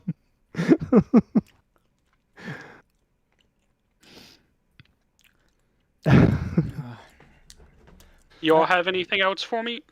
No, I don't think so. We're gonna finish up the show here. Okay.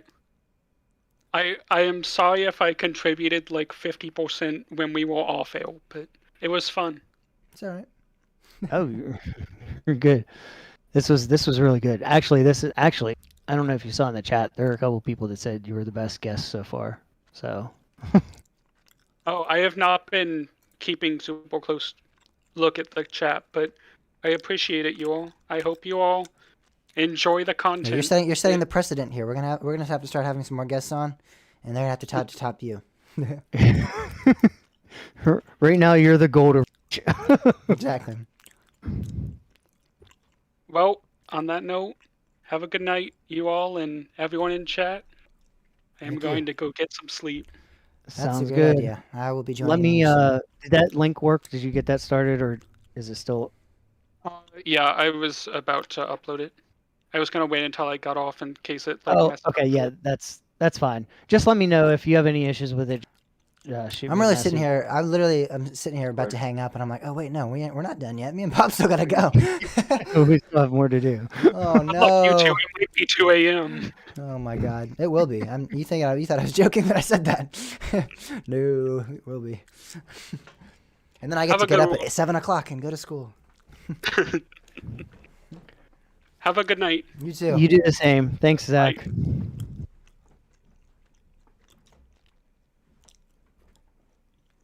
All right. So, Back to just me and you. should I save this this file separately?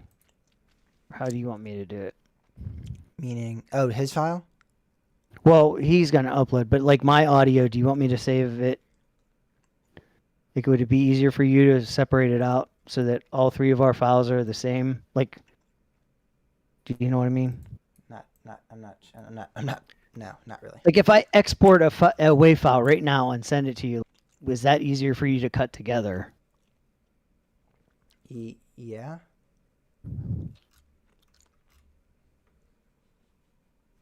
All right, so send a file of just. Oh, I understand what you're saying. No, I would prefer you just send it all at once. I thought you were talking about his. Like, I'm like, I don't care if you send yours, like his now. It's not going to affect what we do later. Yeah, if you're talking about yours, then no. Just send yours later with everything intact. Okay. Yeah. All right. I definitely did not get that. I didn't know how else to put it. I was like, I don't know what else to say. Like, Like, I know you're not. I would have getting said, it. do you want me to send my audio now, or will me finish? Well, it wasn't sending, but saving. Like, I would still send them all at the end.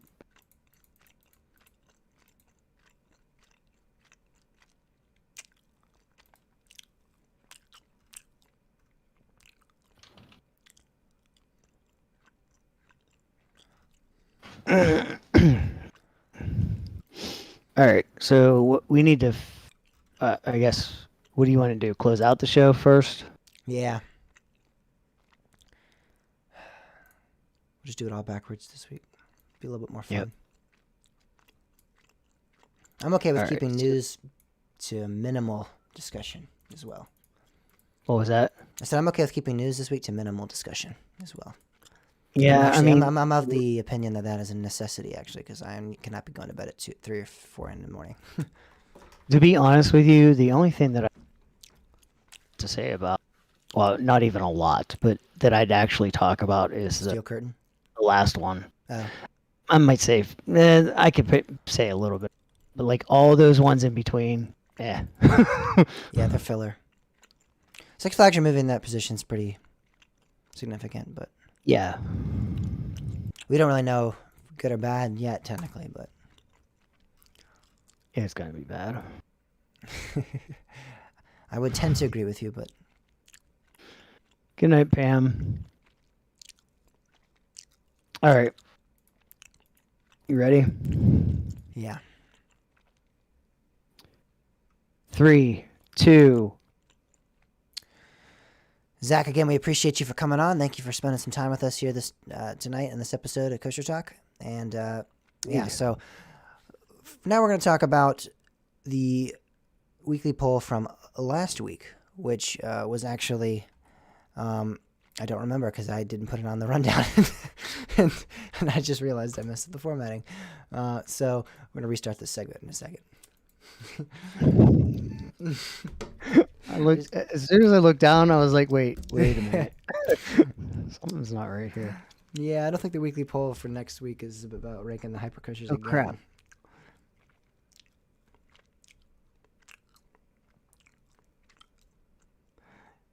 When a problem comes around, you must whip it. I don't know. Unless you whip it. The line went away.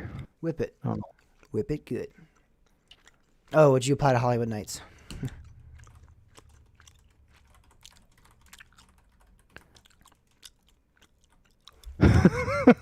Wait, was there a bet on Pam going to bed before midnight?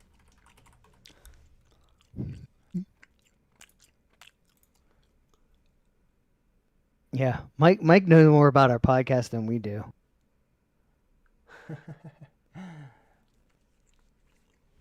All right, you ready? Hold on a second. If a problem comes around, you must whip it. Must you whip it? I don't remember where'd we end at on yours? Where did we end at? Yeah. As in, like what time mark? Yeah. It's about 42:15. Something's not right. Where did you end at? I don't know. Okay, well then why does that not seem right? Wait, oh wait. Wait a minute.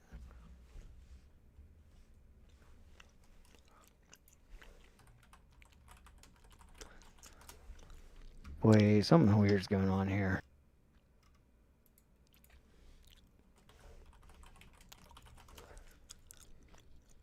All right, I said indeed twice, and I don't know why. What does that mean? I don't know. I don't know where the audio. All right. I think just when you put this together, make sure you check it. Because I don't know where I'm synced at. Okay, I'll figure it out. All right. 3, All right. 2. What? Are you ready? Yep. Okay. 3, 2. Again, thank you, Zach, for coming back on to the show. Nah, shush that. I hate you. I love you. I just realized I'm chewing gum. Hold up. That might be annoying. All right, you ready? Oh, and a 3, problem comes around. 2. You must whip it. Thank you again, Zach, for coming on the show. We really appreciate your time and your openness about all the attractions that you can talk about at this time. So, moving on, we're going to be talking about our weekly poll from this previous week. And that was, would you apply to Hollywood Nights? As we talked about last week, Hollywood Nights, an exclusive ACE event. God damn it. What am I talking about? It's not an ACE event. Oh my God, James, you're killing me. Bob. You're messing me up, man. How am I messing Putting you this up? pressure on me.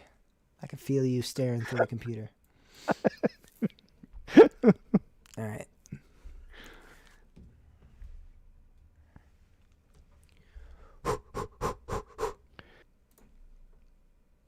Three, 2.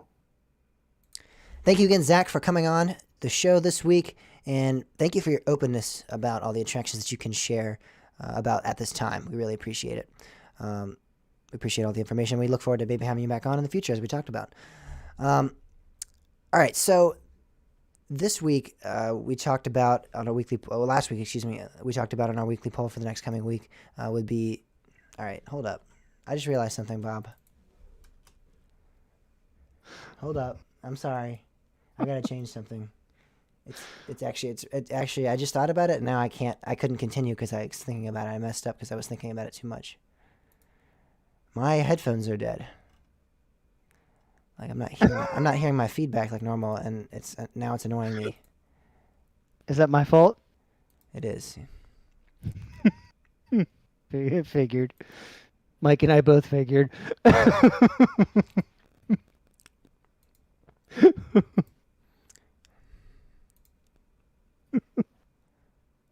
When a problem comes around, you must whip it. Lest you whip it. All right. Come on, man. Where you at? Come on, man. Whip it. Whip it good.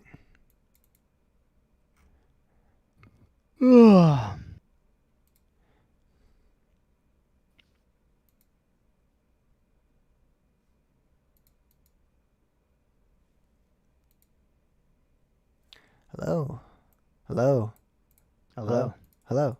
Hello. Hello. Hello. Hi. Hey, how are you? Hey, how are you guys doing? All right, I can hear myself now. That was annoying me. All right, you ready? Yes, I am ready now. 3, 2. All right, thank you so much, Zach, for coming on again. We appreciate your openness about all the rides and attractions that you can share at this time about. And we look forward to maybe having you on again someday, as we discussed a little bit.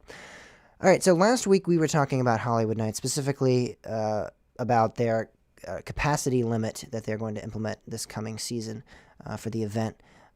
And specifically within that capacity event, we're talking about the fact that you're going to have to apply in order to gain entry into the event, and that's how they are going to limit this capacity. And our question posed, our inquiry posed to the audience this week is, are you up to apply to Hollywood Nights? Is that something that you would do? Does that interest you, or is that something that kind of turns you off from the event? And surprisingly, a majority said no.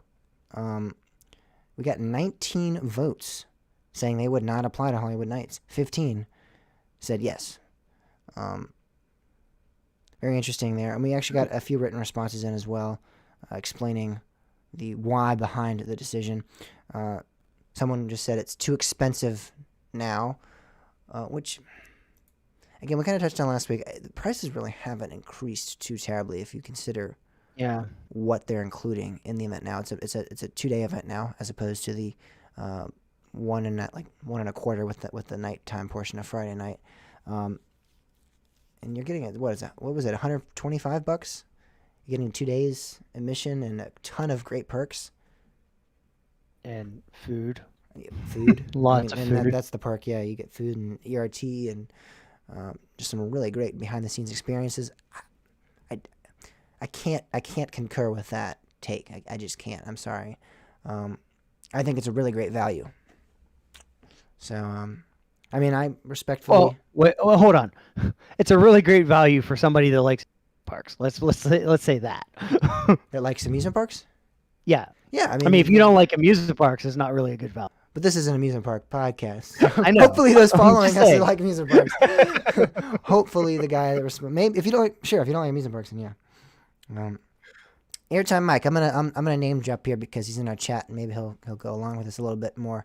But he said in his response that of course it's the best coaster event of the year, and he doesn't actually think that it'll get capped at 500.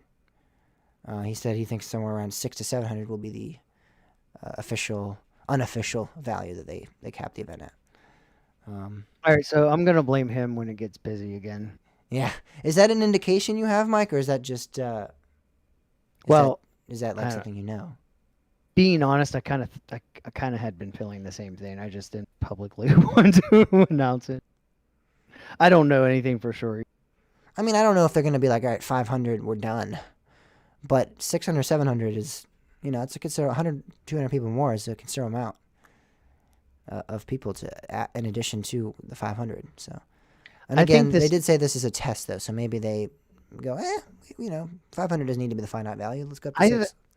I think this extra step is just going to serve its purpose in itself. Mm-hmm.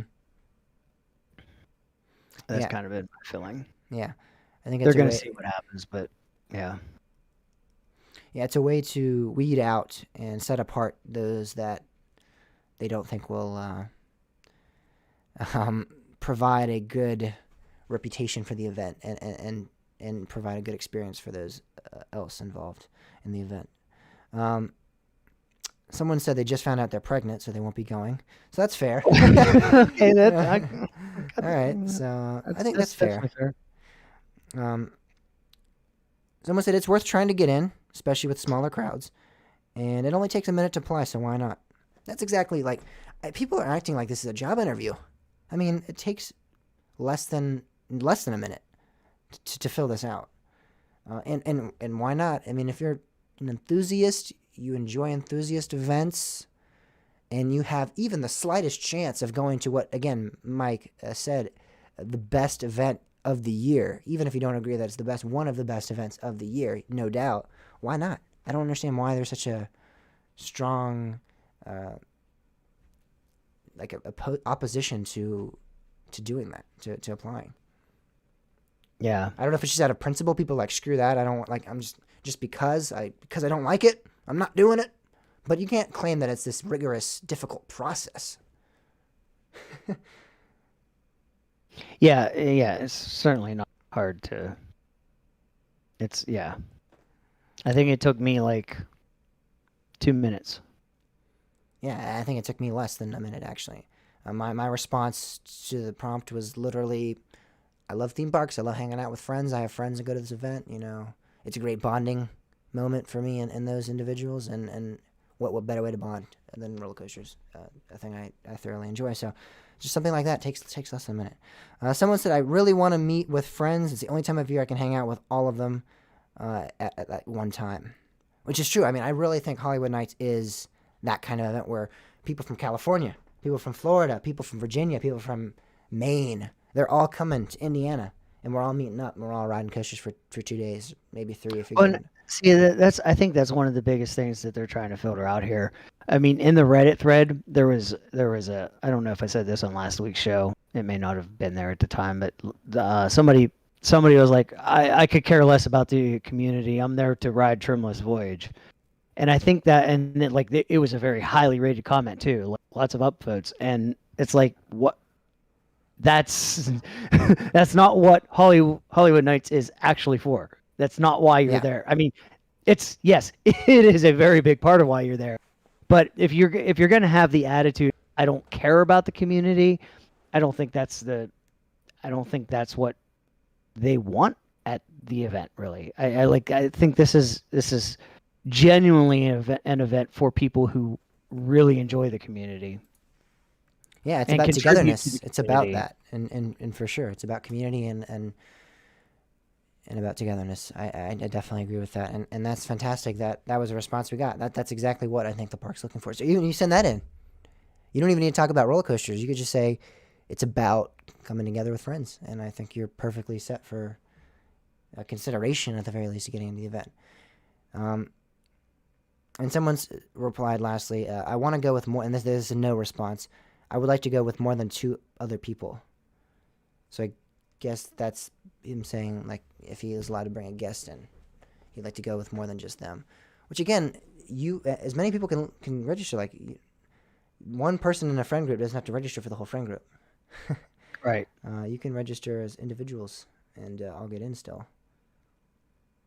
Again, yeah, I mean, I guess possibility arises of you not getting in with your friends. But again, I've made me and Bob, for example, met at an event. Perfect example. Yeah. I mean, look at us now. Could not be better friends now. Going to parks all across the country and doing a podcast together. So yeah, even so if you don't get in actually, with some of your friends, this could be a great social experiment and get out there and actually just make new friends in the enthusiast community. you could actually blame this whole podcast on Ace. Yeah, it's really, we talk about the downfall of Ace. Really, the epitome of that is the formation of this podcast. I mean, I guess the podcast did exist before me. It but did, what we now know of the Coaster Talk podcast. Yeah. Yeah, they really screwed the greater enthusiast community, didn't they? Probably. Probably. All right. Well, again, that was our response from our audience. 55% saying, or 56% saying no, 44% saying yes. So, majority saying they would not apply, which I am sad to see.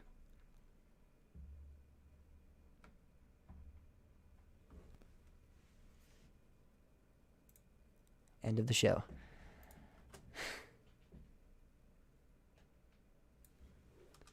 Why'd you stop talking? Why'd you stop talking? Because I didn't have anything to say, and Oh, I see I that needed now. to put somebody in timeout. I hate poop. I didn't see that.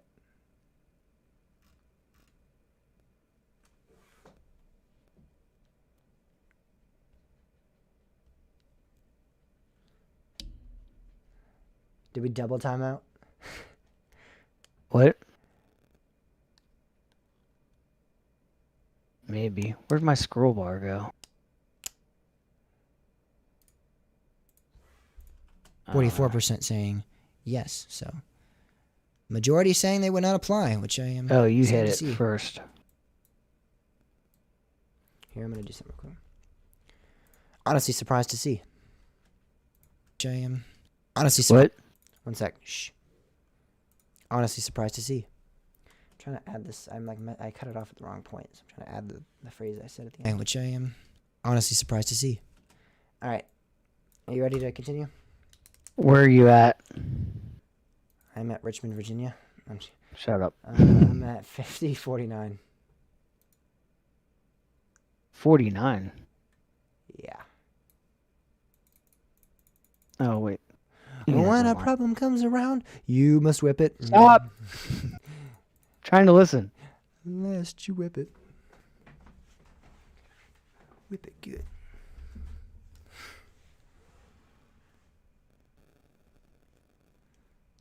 I started laughing at 49. I don't know why. I literally said, I'm surprised to see like that so many people said they're not going to apply. And you're just like, I'm just kidding. Yeah. It's an evil laugh. Well, Maybe you're like, muhahaha. Now I'll be the only one that gets to go. All right. I'm just going to delete that laugh because I don't know what it's for. And it was right at Laugh, maniacal 59 or 49. You said 50, 49 is right. Yeah. All right. I'm going to cut right there.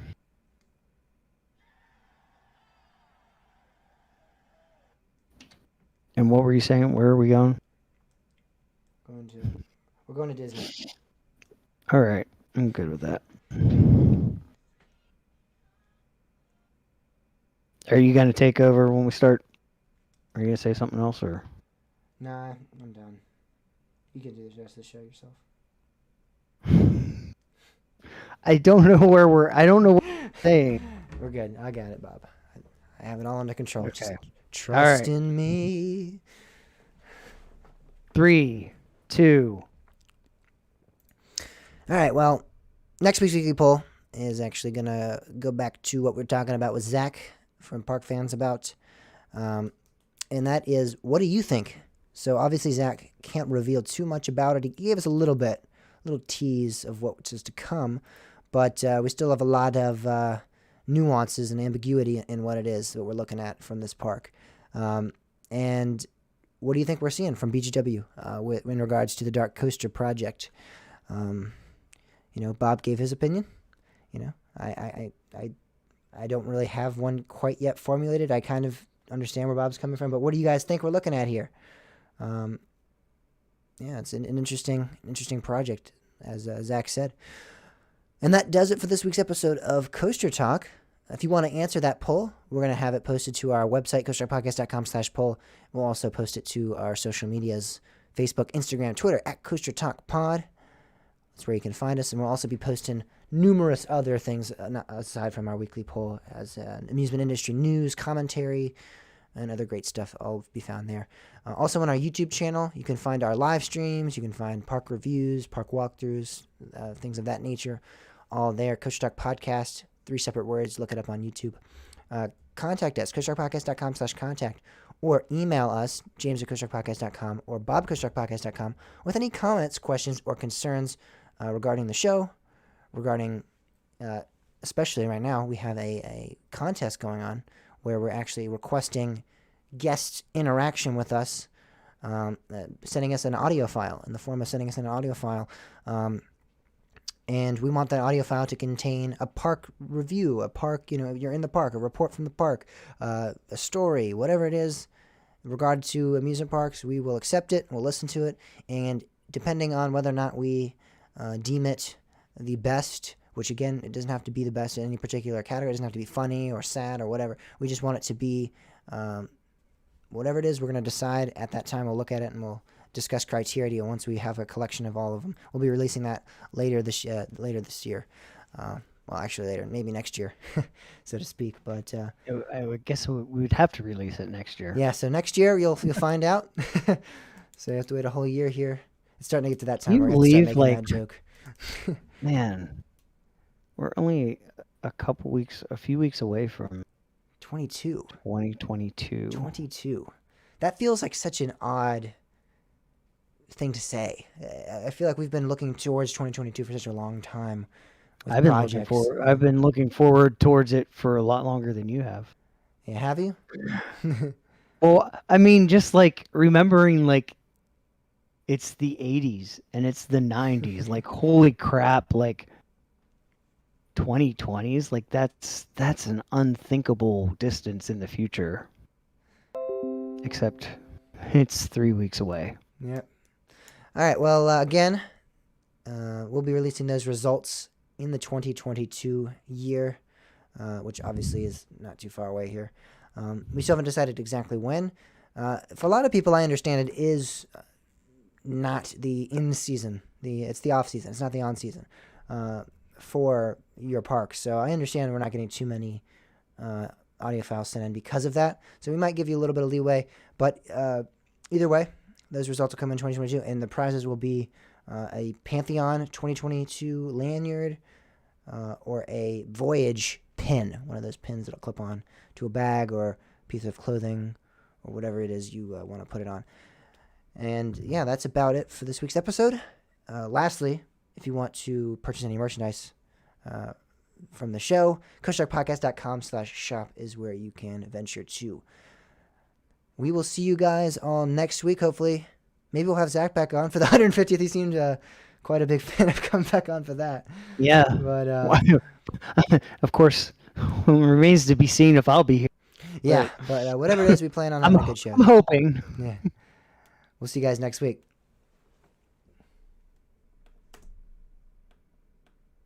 All right, there we go. We are good to go. So you want me to just record the... Damn it. You First see, I half almost on did the it again. end. I'm like, we're done. We're not done. No, I know, Bob. I know. I was about to.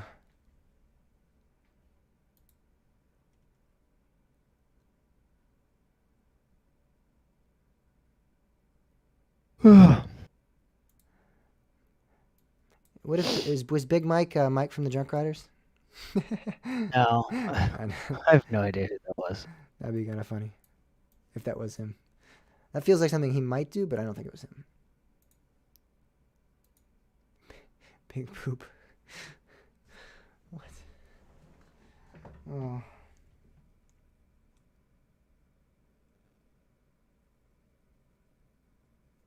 When a problem comes around, you must whip it. Yeah, I'm with you, Mike, on what you were saying about it being cut in half. And yeah, I guess it really is like it's about half of our pool. So if that's a That's any indication. stand-in, that is half. But it's also how many. I wonder how many people would. So yeah, so I think most people figure 1,300. But like, if nothing changed, how many people would have signed up for Hollywood? How many people would have attended this year? Like, I would assume that number would have gone up. Oh, substantially, yeah. I think. What's happening is the event was once a niche almost, and then now it's just every vlogger, every Yeah. YouTuber, every podcaster is talking about it. So, I mean, it makes sense that it's reaching a bigger audience. But, yeah, they had to do something because it was starting to get out of control. It was about to be, like, pretty much the size of Ace was attending the event. I mean, doesn't Ace It's have true. 2,000 to 3,000 members, I think, now? That's starting to get up to that number there. I mean, the size of one coaster club that spans a nation was attending one event.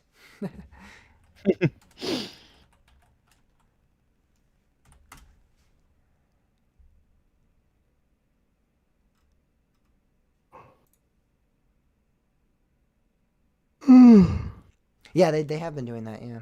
Which I always thought was a great policy, but that's a good policy for smaller events.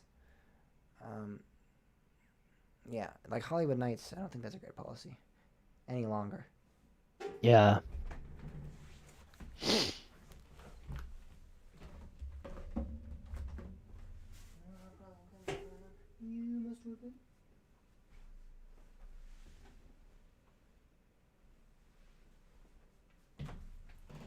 I'm gonna go get some more water.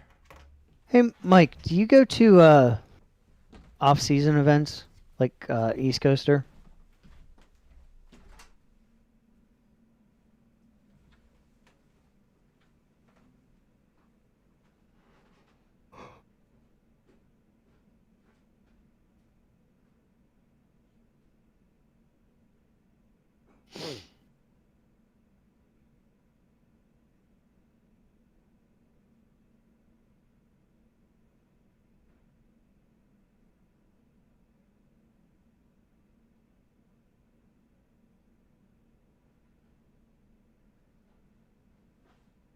I was just curious. We well, they didn't have it last year, but I had been going for a few years. It's like one of my favorite events. Last year, well, 2 years ago, James and Pam and a couple others all went up as well. I still don't know if they're going to plan on doing it, but I'm planning on being there. Just wondering if you were going to go.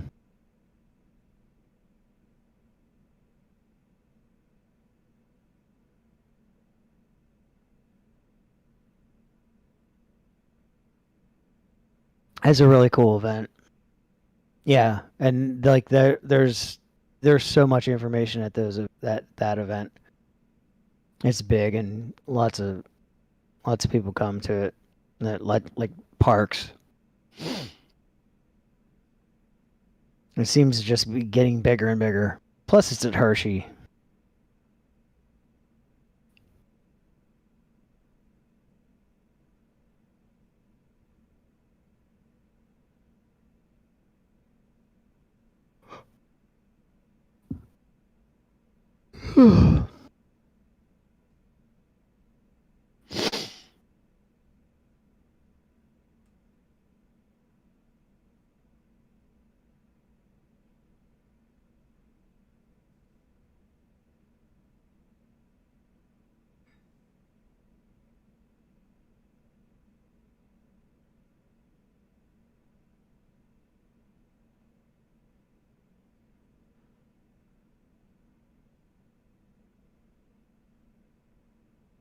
Oh, man, I'm tired.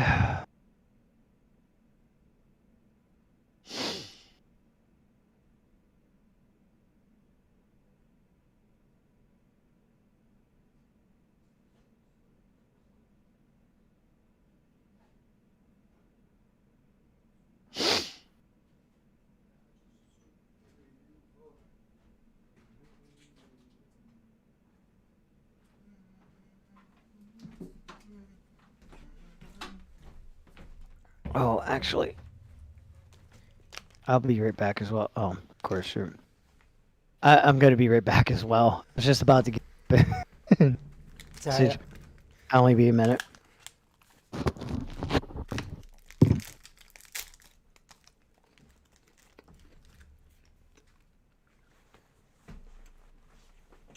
Talk to me, Mike.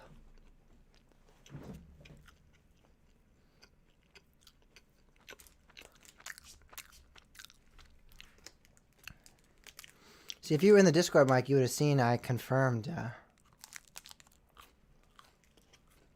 very big suspicion. You're all...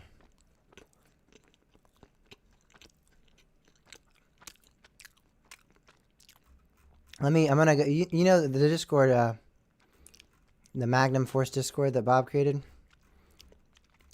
I'm gonna go ahead and mention a tweet that I mention a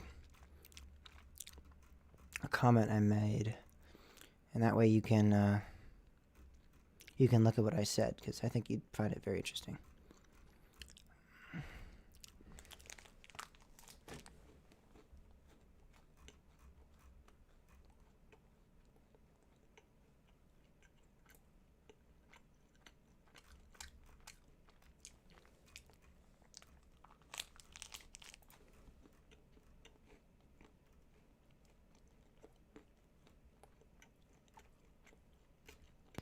All right, I'm back.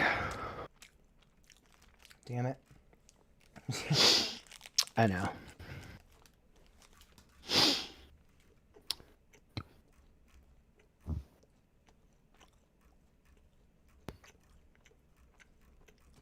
All right, you ready to start this show? Not yet. I'm trying to find that comment I made about a certain ride going to a certain park like last weekend, so that Mike can see it. What? I can't say more than that. Fucking find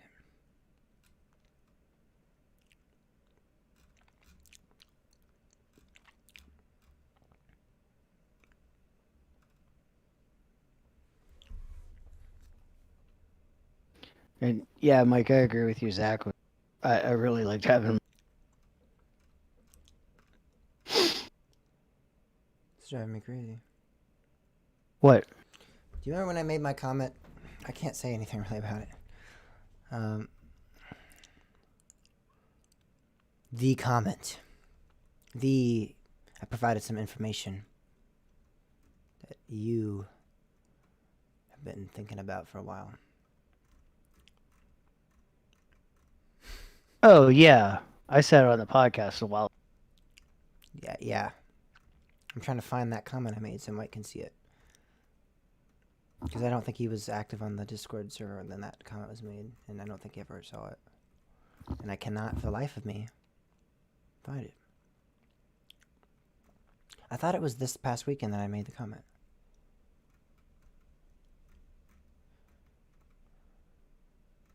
See, he's not in the chat now, though. He is.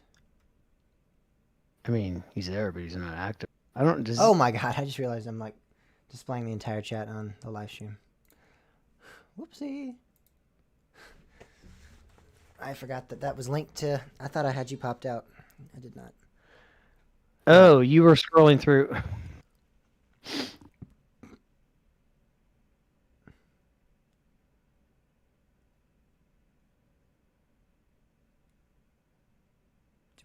Did you mention Zach in the chat? Mm-mm. No. Wait, who? You were talking about Mike. Yeah, but Zach just said, "Did you need me?" He just. Oh. Yeah, I don't know.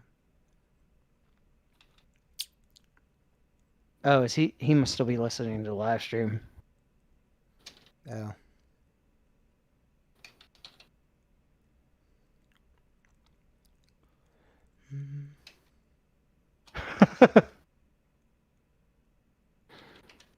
And you're welcome to come back on the show if you want.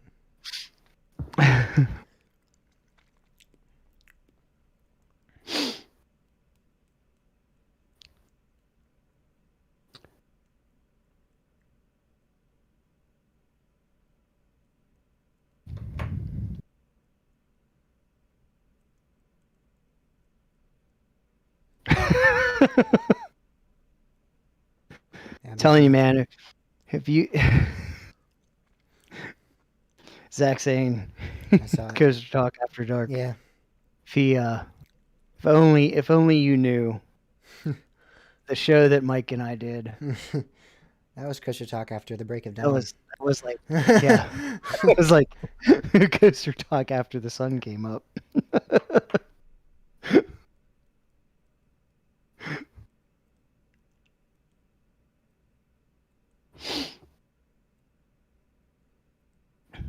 I think I'm close. I'm close to it.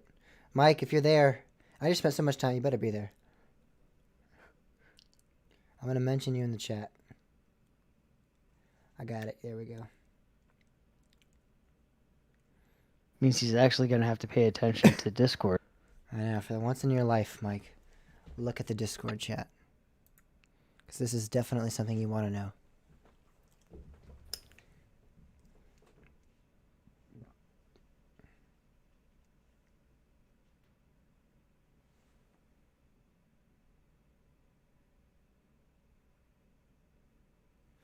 All right, Mike. It's there.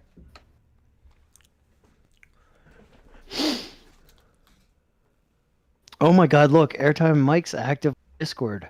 Oh my god. So just click on the thread I mentioned, or the comment I mentioned.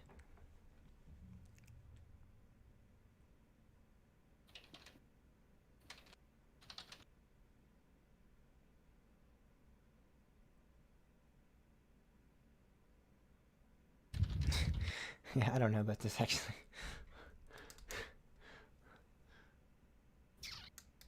Hey, you are there? Hello. You called? So we're Yeah. still live, just so you know. Yes, that's fine. Okay. If you are fine with me pitching you an idea while you are live. Oh, okay, yeah. Okay. So, when we publish Dark Coastal, what if we did a live show as the article posts?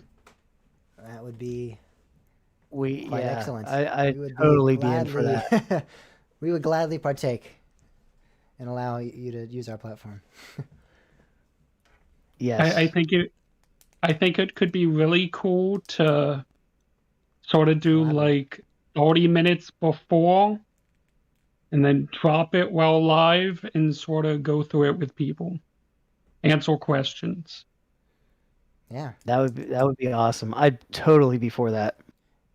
Yeah, we could talk about timelines specific. That way we could maybe promote it some and get people like involved in the live process, like wanting to watch it live and ask questions live. But yeah, that would be fantastic. Yeah, I'll loop you in when I have like a definite timeline on publication, but Okay. it's sort of something I've tossed around doing solo before, but I hide my face so I feel like it's not super engaging. Sure.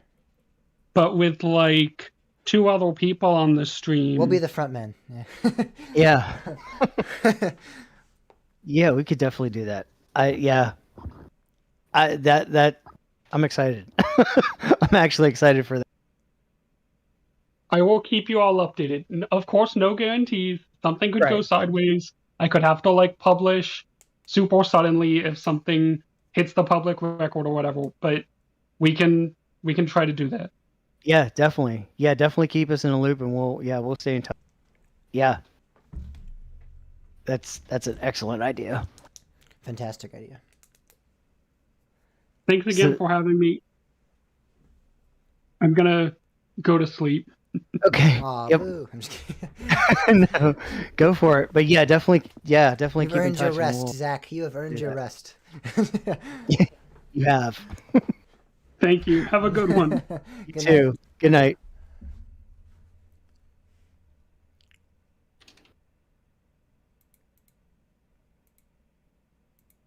That's an awesome idea.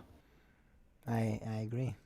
That would be cool. Like so cool. That would probably end up being our largest listened to episode. Oh yeah. Right now, it sits at like there's one that has, for some reason, when I did like a long time ago about RMC Gwazi, the one where I called RMC Gwazi, so I don't want to ever hear anything. Like, you called something. I called RMC Gwazi. But James, wood can't survive in subtropical climates.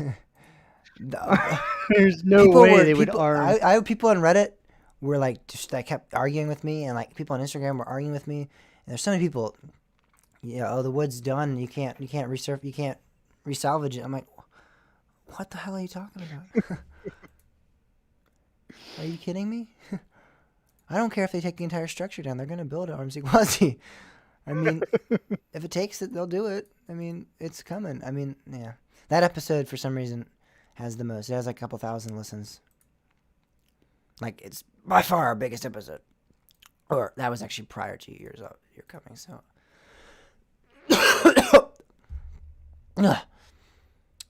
The episode Screwed by Seaworld has a lot of listens. I'm trying to look at the ones that, for some reason, like all the early episodes have a lot of listens, like, which is funny because I always think those are the worst episodes, but.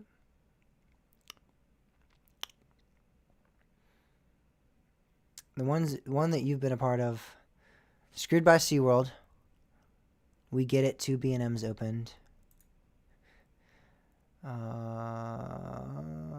Night Rides and the Media Sucks. That's a funny title. Our top 10 flat rides. Battle of the Ages, round 8. Not the championship, but round 8. Wait, what? Oh, round 8. All right, are you ready to start this show? I suppose.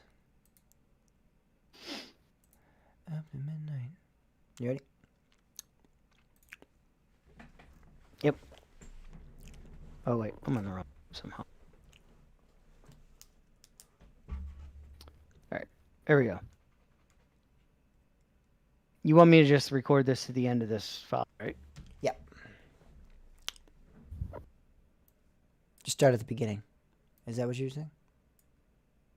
Huh? What are you saying?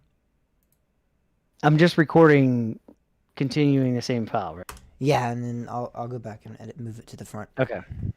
All right. 3, 2, 1. 2.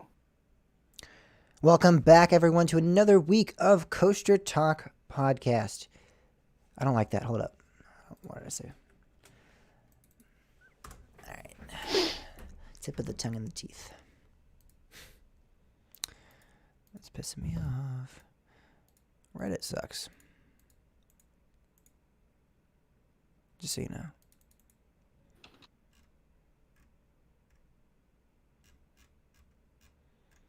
Did we check and make sure there's any last minute news that didn't just hit the industry? I did. Oh, holy crap. God, oh my God. It's Wait, pretty what? cold. It's California's Great America. But the lines are short. Oh.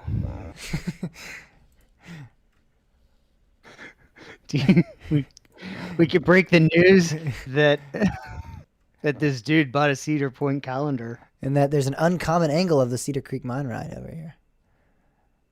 I like that. This post of this calendar just takes the cake. Like, that is so... That's just so... I don't mind the post. I don't like that he literally just took a picture of each and every month and posted every single month. I mean, it doesn't really need to be on the Reddit anyway, but that just felt like what? He posted January, February, and March, and April. It's just so extra.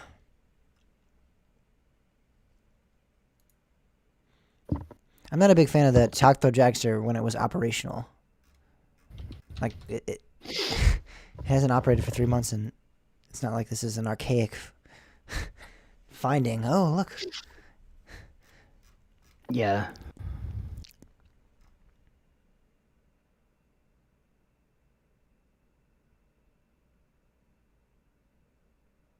All right. Let's start the show already. Oh my God, you're such a pushy. Percy. I know. It's not like you got to get up and go to school or anything. I mean, I do need to get up earlier Than me? which I know. No, I know. I admit I don't have to get No, I'm just kidding. It's way out of my pattern, which is harder for me to adapt to. The schedule's really killing. I get to go to school tomorrow, and then I get to come home, and then I get to go to work tomorrow. Well, I get to work all of it. So school is work, so it's unpaid work. I know. Unpaid work. All right, Bob, come do my calculus for me real quick. Oh God, no. Yeah. You don't want that. I don't want it for the grade wise, but I'll take it so you can see that it is work and it's unpaid. I know it's work. I know. I understand. All right, ready? All right, yeah, I'm ready. 3, 2. All right, everyone. Welcome back to another week of Coaster Talk Podcast. This is episode 149, which means we are ever so close to episode 150, which is really crazy. So you're a week away or something. I know, it's something like that. It's really amazing to me. I feel like we were just sitting down with Marcus and Mike and Mark and Clint and Mike and all the great guys we had on our show, and it's already 150. Yeah, it's crazy. Speaking of Marcus and them, how close are we closing in on them yet? I think because we did ourselves a little disadvantage by taking off a week. So we were closing a gap, but Thanksgiving, yeah. I still say they cheated with their whole false idol thing. Yeah. Of let's do something at false idol for 20 minutes and call it a whole episode. Oh, and then they did their recap of what's it called? Velocity-Stumble. That was like a 15-minute show. Oh, that's true. That was 150. Yeah, that's 156. You did some cheating over there, Marcus. Yeah, they're cheating. They're really what we consider episodes is definitely different. I guess we shouldn't talk too loudly because someday we're gonna go. You know what? Let's do 20 minutes. and honestly, hold up. I mean, if we go back in the archive here of the episodes I did back in the old days, there are definitely probably some 20-minute episodes. We go back there. But granted, I had one individual trying to do the job of what me and Bob now doing with 2 and what they do with 3. So I was trying to like have debates with myself, and like it wasn't good, but it was something. Coming from somebody who has debated you, I can't imagine you debating yourself. Myself, yeah. It was tough. Because I always think I'm right, so it's like, well, you're wrong, but you're also right because I agree, because I am you. All right. Well, yeah, we're almost 150, which means even getting closer to the 200 mark, which is nuts. And so, the Christmas season is upon us, the holiday season. Yeah. And we thought that maybe we'd bring a little present to our listeners. Christmas joy. Thankfully, Zach from BGW Fans was up for it. So later in this podcast, we're going to get to talk to Zach about some things going on. I don't know if people have been attention, but there's some things that's been going on in Virginia and SeaWorld parks and within the SeaWorld chain. And we were bestowed the pleasure to have his first ever podcast appearance. So this is really some breaking ground here for him. I know this is the first time he's come on the show and talked in depth about some of the projects that he has knowledge about. So really grateful to have him on the show in the second half of the show. Should be a good conversation. We'll see what we can wiggle out of him, because he knows all. Oh yeah. All right. Well, not to stray from the normal, we are going to start off with some news. And first off, we have a post on Reddit that confirms repairs are underway with Steel Curtain. Yeah. So obviously, there's Steel Curtain hasn't had the best go at it. Actually, the Steelers haven't really. Let's not talk about. Yeah, so Steel Curtain. We're talking about like literally tonight they're playing, and they were getting creamed by the Minnesota Vikings earlier, but they came back a little bit, but they still lost. Of course. Yeah. Typical Pittsburgh fashion there. Just been a. Yeah, they've kind of their coaster has been beating them this year. So the I mean, obviously there was things going on with the train, which I mean nobody knows for sure. I still think there was stuff involved with the seatbelts, and I think there was a lot involved, but it started really appearing that something else was going on recently. It was maybe like 3 or 4 months ago. I think there was a picture posted to Reddit that showed basically paint scrapings, like they were scraping the paint off, and somebody who does engineering type work chimed in and said they were basically, I forget exactly what, they were basically looking for some type of structural issue. Somebody else had said that the structure was really sway, and I mean we all know roller coasters are supposed to sway. That happens, but according to this person, it was swaying a lot more than it was abnormal. Seemed normal for the type of structure that it was. Yeah. Now it appears that they're actually doing welds on the coaster itself. Yeah. So hopefully this means, and it'll be fully operational next year. We don't have any kind of actual confirmation from the park. It's kind of a curious thing.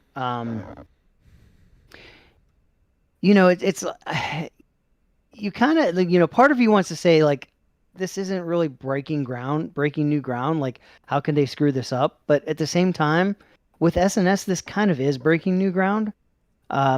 They've not really done a coaster of this magnitude, and especially with its design, it's a very, very unique design. So I guess maybe we'll give a little bit of credit. I still wonder though that vibration, that still don't understand it. As I've said before, it does not seem very detrimental to the ride, but yet it's definitely there and you feel it. Mm-hmm. So I wonder if this has anything to do. Like, I wonder if there's any relation to in this. Yeah. Hopefully this all gets straightened out because, man, I mean, I still like Phantom's Revenge better, but Still Curtain is just a really, really fun ride. It's a very enjoyable ride. Yeah, and that's something I have yet to get on, so I can't attest to any ride experience, but I definitely want to get on it when I go up there. And that hopefully will be next season, so hopefully this is all sorted out and we get to see it back to its former glory. Because I know quite a few people were saying it was an excellent ride. All right, well, very interesting documentary released out of Universal last week or the week prior, and it is about Velocicoaster, and it sounds exciting. It sounds fantastic, but I've heard reports, and based on the runtime, I can understand that it's pretty shallow, pretty basic elementary things included that aren't really great insight into the actual ride's production. It's only a 20-minute documentary, for reference. Unfortunately, it's also only on Peacock. Yes, so you're only accessible via Peacock TV. Yeah. Yeah. I don't know. I was actually looking at it. I actually I was talking to somebody that actually said it's available in the free version of Peacock that's ad supported. So I wasn't aware of that, so I might look into it again. And possibly take a look at it. I'm not against watching, yeah. See what's going on. Yeah, now that I know that I don't have to pay for Peacock to watch it. Which is it's interesting because I'm a Comcast internet only customer, and I had read that I could get Peacock for free, but in order for me to get Peacock for free, I have to get this free box from them. It's called some kind of Flex box or something. It's like a streaming TV box. Sure. Mm-hmm. And I mean, when corporate America gives you something free, it's usually not free.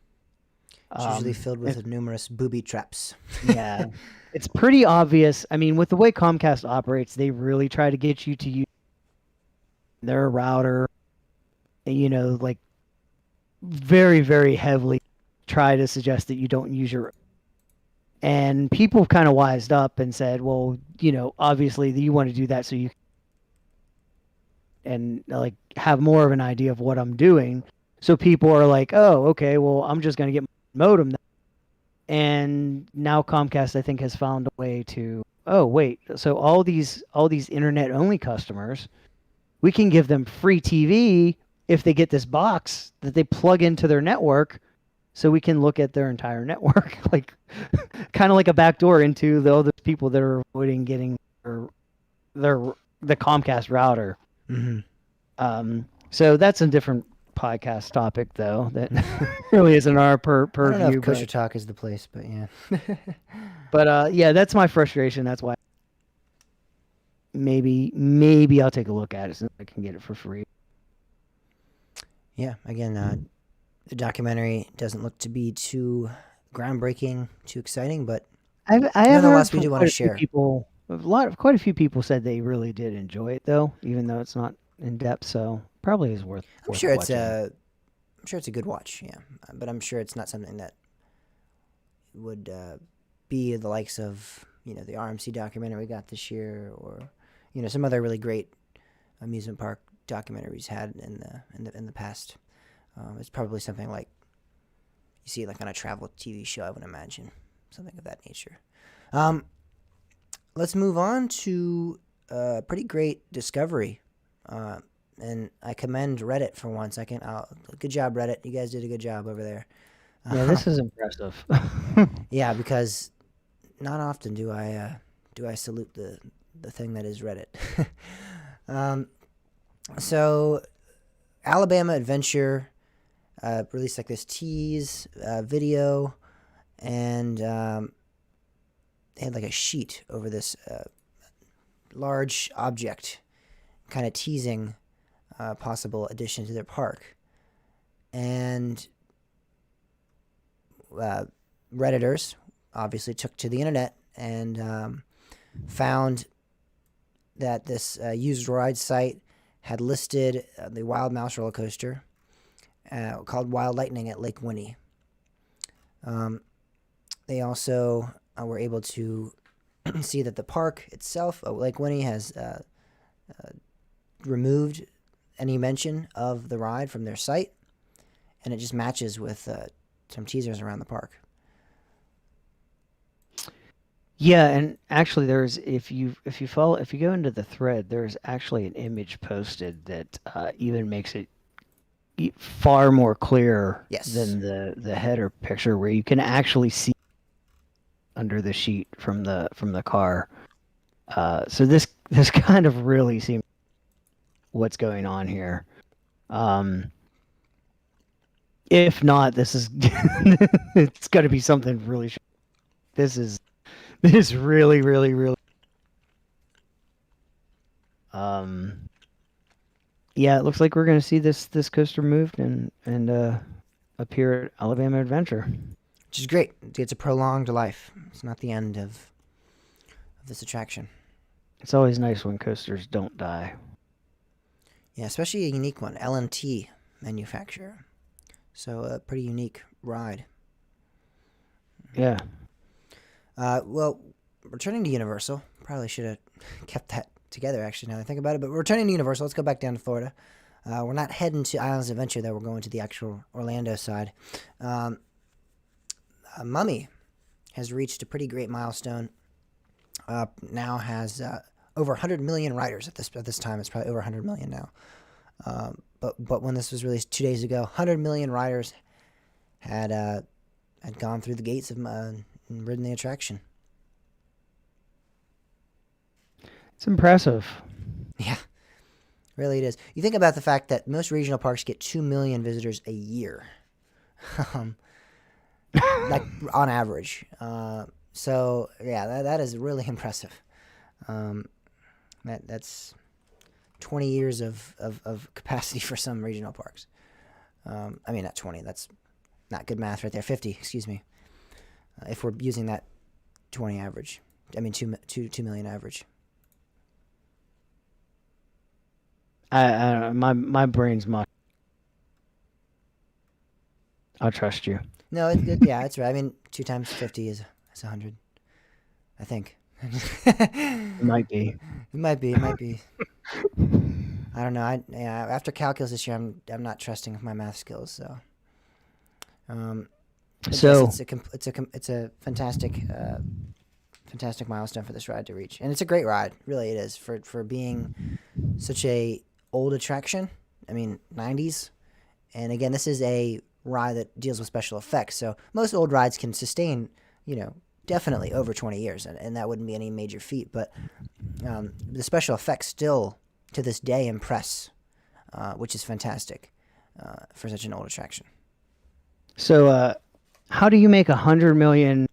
Like 100 million, that's just an impressive number. But how do you make 500 just as impressive of a number? I think you put potatoes on a Christmas tree. How about pickles? All right, we'll go with that. All right. Well, that's what Six Flags Over Georgia went with. Oh, okay. That's odd. Such an interesting thing. But yeah, apparently this is a world record. I don't know. 500. I feel like we could get together, me and you and our coaster crew and thwart that. I mean, I'm kind of wanting to. Kind of up for it. But yeah, so Six Flags Over Georgia has set the record for the most pickles placed on Christmas trees. Which there you go. If you wanted to know that, you now know it. If you didn't, I'm sorry. What brought this on? That's what I want to know. What brought this on? Like what? I think of like what's going on in the marketing department, but I'm still like, is this really a great marketing scheme? Someone really walk in here and go, guys, I have the next best marketing scheme. Let's put 500 pickles on a Christmas tree. I figured it out. It was presented by Hallmark Channel. Was it? That's all we need to know. Well, wait, no, actually, I'm incorrect. The snowball fight that occurred after this was was presented by Hallmark Channel. Okay. The event the event was postponed because of a snowstorm. The snowball fight was postponed because of a snowstorm. That is fitting. That is fitting. Oh my God! That may be this may be for so many reasons by the author. This may be one of the best articles ever written. Yes. It may be. It really may be. That is fantastic. So there you go. All you need is 501 pickles. and Oh, a Pier Christmas 1 tree. Imports. They sponsored this whatever this is. They provided The the scheme. pickles. They what? They provided the pickle-shaped ornament. Yeah, they did. There you go. They were like, please, we really need to get rid of these pickles. We have no use for them. Put them on a tree or something. Make something out of this, please. Wait, they weren't even all on the same tree. Yeah, they weren't in the video. They were Pier 1 Christmas trees too, apparently. Oh, of course. Why not? I don't know. That's interesting. It's I don't know, man. I think we could fit. I wonder if we could. I think we I'm could trying do to visualize 500 pickles on a single tree. Well, we don't have to do a single tree. We could do multiple. But I want to. All right, well then we get a big tree because all these trees are tiny. We get a big tree. We get a real big Christmas tree, and we do this. We're coming for you, Six Flags Over Georgia. Be warned. No, I'm not kidding. I'm coming. I don't know if it's this year, but one of these years we're gonna have this record. We'll do it. We're gonna get And then we're gonna have to submit it to the World Record Academy. Yeah, I've never heard of these people. Oh, you haven't heard of This the World Record Academy? What? No, I mean, Really? but like, are these the new Guinness people? No, Guinness is still alive and well. Well, I know, but I don't know if you're aware of it, but there's like all kinds of like. Guinness isn't what Guinness used to be. Guinness has kind of started doing a like major sponsorship thing, and it's like really, it's kind of a joke anymore. It always kind of was, but yeah. But I mean, it was a joke in a funny type of manner. Yeah. Now it's kind of a joke of like completely meaningless and like, you know, Soulless, yeah. Yeah, exactly. Well, I don't know because I don't really. This World Record Academy is not really selling it for me, but maybe one day they'll. No, establish but themselves I will say this though, pickles are far better than what's going on corporate positioning of Six Flags because comparatively, man, Six Flags Over Georgia is doing a great job with the pickles. yeah. I don't know. I really what I think has happened is Six Flags really started improving and like hit this trajectory that they were actually going to be a really good park chain. And actually, I think they had real potential to outpace Cedar Fair. And, you know, a bunch of people within Six Flags said, no, we can't have this. Or maybe it was Cedar Fair. Maybe Cedar Fair is doing this like hostile takeover. Cedar Fair. Yeah, I doubt that. They're like, hey, we can't have this. We already got SeaWorld kicking our ass. I mean, Cedar Fair is taking care of destroying themselves. They don't need to. But yeah, I mean, I really a couple months ago, I thought Six Flags was positioned so well. Like I really thought they were going to be the best park chain that we had. But yeah, now so we talked about the CEO change. Apparently it's going even more. And now they are just completely eliminating the general counsel position as well as the chief administrative officer. Oh, and the executive vice president. Yep. It's not they're getting rid of the people in those positions. They're just getting the roles themselves are abolished. Removed. No longer. And this, Saranara. so, and here's this quote. The purpose of our strategic reorganization is not to cut costs, but to create a streamlined organization. Really? How much are you gonna be saving though? Yeah. I mean, let's think about this. And if Man. it was such a great, if that was such a great organizational decision, why now when it seems like cutting costs is something that you want to do? Like, why not? Why are these roles? I don't know. It just seems odd. Why do these roles ever need to exist if it's such an organizational, like pretty prevalent, easy? Like, hey, we need to streamline. You know, I don't see that as a Like, a solid answer. if you could just streamline it, like, why do you have more than one exec? Why do you have any executive? Just don't bother. Yeah. That streamlines it. There you go. Look, it's a dictatorship.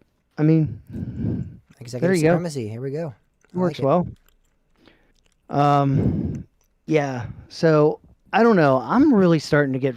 I'm really starting to get here.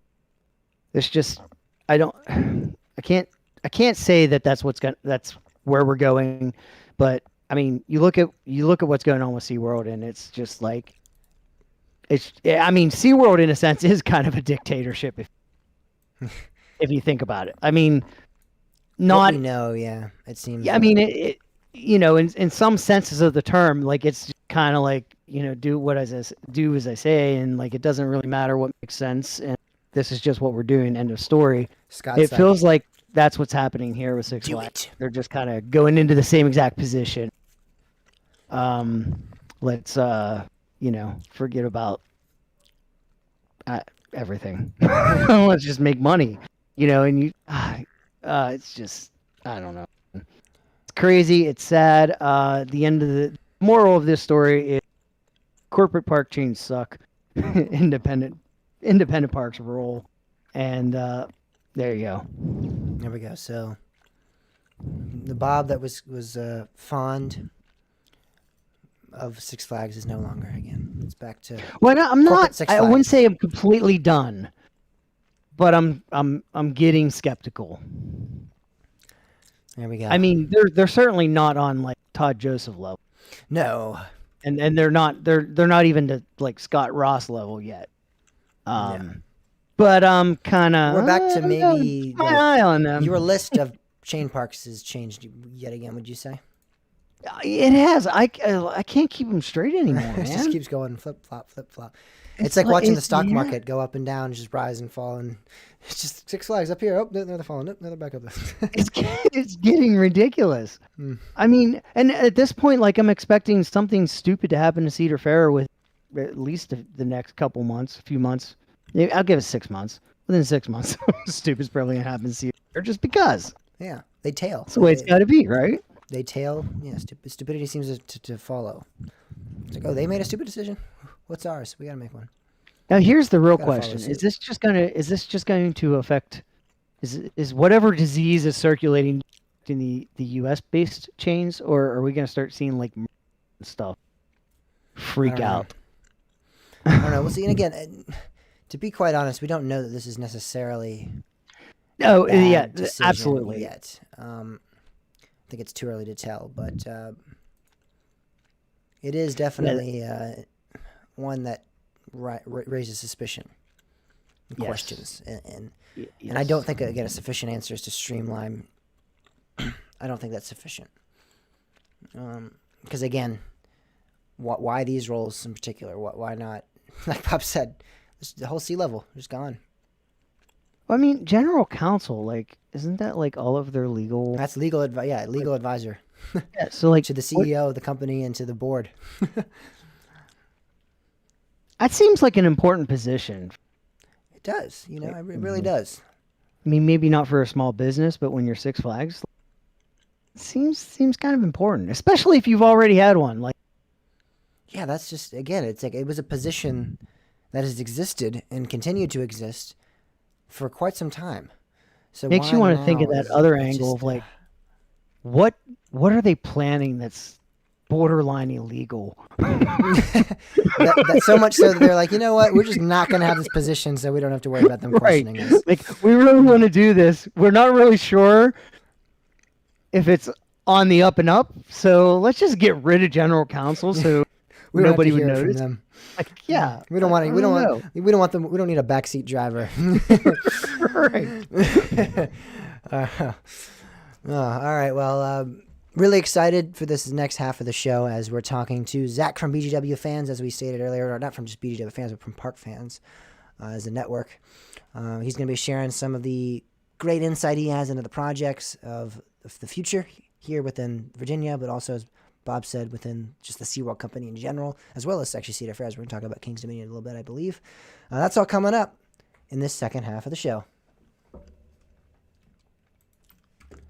There we go. Ta-da. It's magic. Have to could do believe we are magic. magic. For that. Nothing can stand in my way. What song were you singing? You can do magic. No. Yeah, two different songs. I know.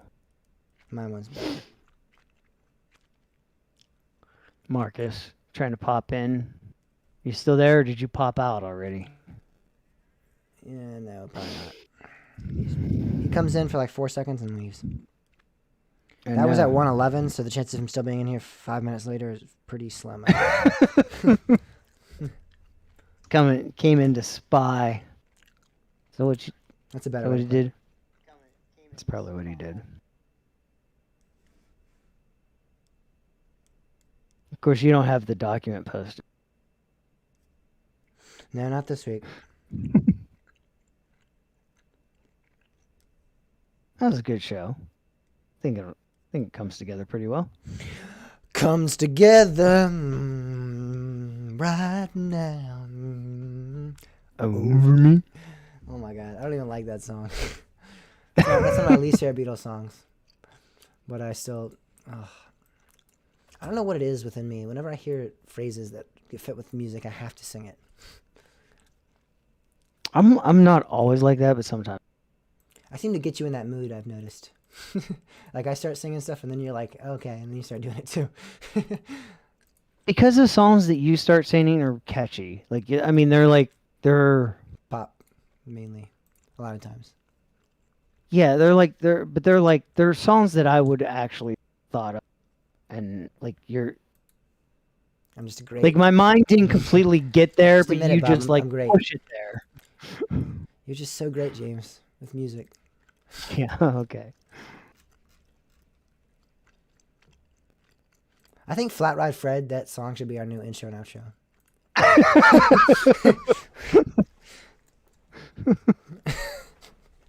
How great would that be?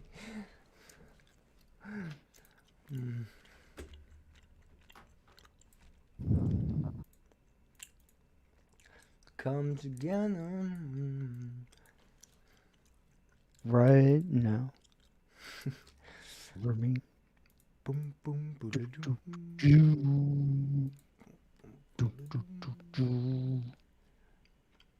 Come on, flat top, he go. Holy roller. Round your eyeball, he want Coca-Cola, he said. I know you. You know me. One thing I can tell you is you've got to be free. Come together. I'm surprised you like that one. It's a later Beatles song. I'm glad you like it though. Despite me not liking that song, I'm glad whenever anybody likes the Beatles. Never said I don't like the Beatles.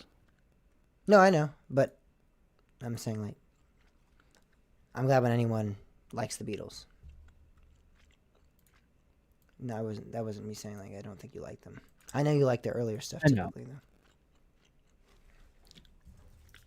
though. All right. Select region. I had an argument today with somebody in class who said the Beatles aren't relevant anymore. Yeah, I was like, it sounded familiar, but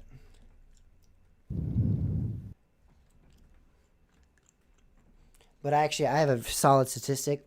The largest portion of their audience today, like 40% of their audience, is 18 to 24 years old. That's incredible. Really? For a band that hasn't released an album since 1970. That is pretty interesting. Yeah, so once I said that, they shut up. And then they were like, oh, the Beatles aren't, they're not that, I was like, they're the most successful band of all time. And they're like, no, they're not. And I'm like, all right. Looked it up. They shut up.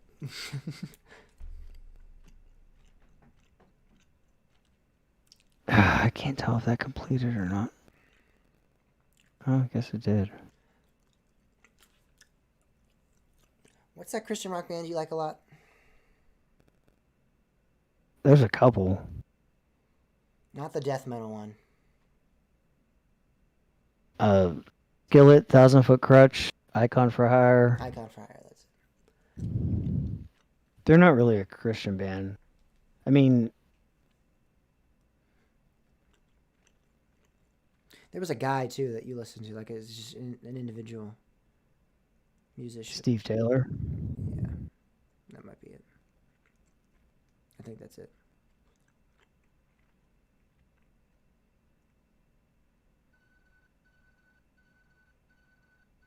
Yeah, I really like Steve Taylor. I've been getting into Al Stewart. Big Al Stewart fan? Not really. I like Al Stewart.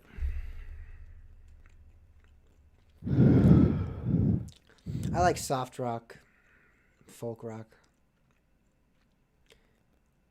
I like all kinds of rock, but I like that genre. I pretty much like any style of music. I do too, actually. I think there is a musician or song I like from every genre, for sure. There are specific time periods, like modern country, that I cannot stand. Actually, I had a discussion today with my friend who's like, I thought he's kind of a country guy, and he actually was telling me that he does not like modern country either. I was very shocked to hear that. I was expecting him to be like, no, modern country's amazing. But he told me he only listens to like 90s and before, and I'm like, yes, you understand. I like country pop, although I guess they're calling it teen country now, which is like such a weird. It's just not country to me. See, they seem to think that like slide guitars and singing in a country accent constitutes country. Country to me is basic, like instruments. It needs to be. I don't know. They just change. It's just changed so much. It's just not country anymore. What they're considering country now. Country rock. That's a different genre than country, and that's fine. I mean, for a long time, we called it Southern rock, and that was the Eagles, and that was bands like that had country sounds, but weren't considered country because it's a different genre, and I'm cool with that. But yeah, I just don't want to call it country because it's not true to what country was, once was at least. I mean, I don't know. Like, saying country pop though, I don't think there's anything wrong with that. I mean, it defines a cross between the two, which it definitely is. You can definitely hear both in it. But the thing is, people consider that country now. Like, they'll tell me this is country music. And I'm like, that is not country music. I don't know. The lines have been blurred a lot. That's the issue. I mean, it started happening with, like, and, like, she's who? country, and then all of a sudden she started... Taylor Swift's completely pop now, though. She is, like... I know, but, like, that's the thing. She was country, and then it was, like, they're like, oh, let's try this in pop, and it worked, and... See, that kind of stuff's been going on for a while. Like, Linda Ronstadt, similarly... country, rock, pop. Olivia Newton-John, country, rock, pop. The Eagles, I think, were, honestly, sadly, one of the bands that led this movement of combining the two genres of rock and roll and country. I think they did it amazingly. and fantastically. But I think those that came effed it up. Those that came after.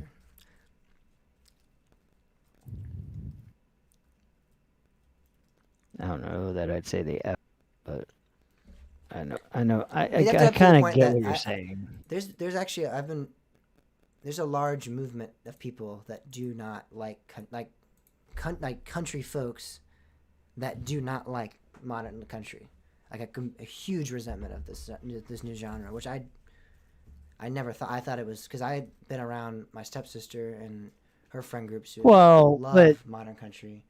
yeah, but a lot of that's, I mean, you can kind of look at the climate that we're in, and I think that has something to do with it as well. As in Like, political climate? yeah, I mean, yeah, to some extent, yes. But it's like it's people not willing to change. I guess that's how I'd put it. I don't know. I'm just looking for good music. And What's you can't that? tell me that Getting Drunk on a Plane is a good song. I don't care if we get banned for this. I don't I might have to mind. play it. You don't have to play it. I know it. You know the song? I know it. I will never, ever be convinced that that song is good in any facet, in any application of the song. I don't mind it. Me and my dad were sitting at a pool in Mechanicsville, which is Redneckville. I call it Redneckville. And that song came on, and we both looked at each other and just, for the entire song, the duration of the song, we're like, what the absolute hell is this? I mean, it was awful. My ears felt like they were bleeding. I'm going to find the lyrics of the song, actually. Oh. All right. I took 2 weeks vacation for the honeymoon. A couple tickets, and all inclusive down in Cancun. No, I just want to. This is for the audience here. I couldn't get my money back, so I'm in the seat 7A. I'm getting drunk on a plane. But the feller on the aisle thought I was crazy because I tapped your picture to the seat taped your picture to the seat back right beside me. Now I've got empty mini bottle filling our trays. I'm getting drunk on a plane. Buying drinks for everybody, but the pilot, it's a party. Got the 737 rocking like it's a G6. Stewardess is something sexy. Lean in, pouring Coke and whiskey. Told her about my condition. Got a little mile-high flight attention. It's Mardi Gras. Up in the clouds. I'm so high, I may never come down. I'll try anything to drown out the pain. They all know why. I'm getting drunk on a plane. And then just reprise, like just. Yeah, that is the lyrical genius of country today. Then you have songs like true country, like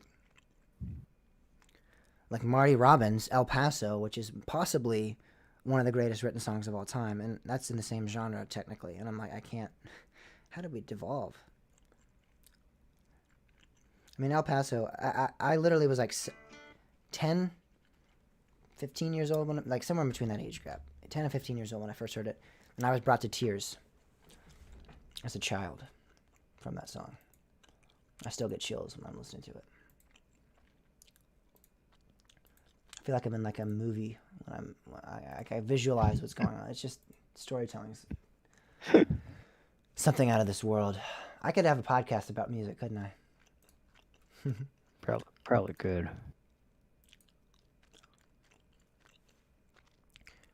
Did we stop the live stream? Or am I going crazy? I don't see it anywhere. On my. You sure? I don't know. I think I might have exited out of it, which I don't know if that closes the live stream or not. How long ago? Oh, no, we're still live. I did close out, but we're still live apparently, so. Yeah, definitely still live. Mike, you got any takes on getting drunk on a plane? If you're still there, I don't know. I'm basing this off of the fact that I haven't been in the live chat for like 15 minutes, 20 minutes. Speaking of which, why are we still sitting here? I don't know. Why are we still sitting here? I know why. You do? It's because you want to get drunk on a plane. Oh, I do. All right, well then, without further ado, good night, everyone. Yep. Good night, guys. See you maybe next week if my work schedule doesn't. It'll either be Bob or Timmy right down One of us. Either Bob or anti-Bob. there. Yeah, one of them will be there. All right, adios. See you guys.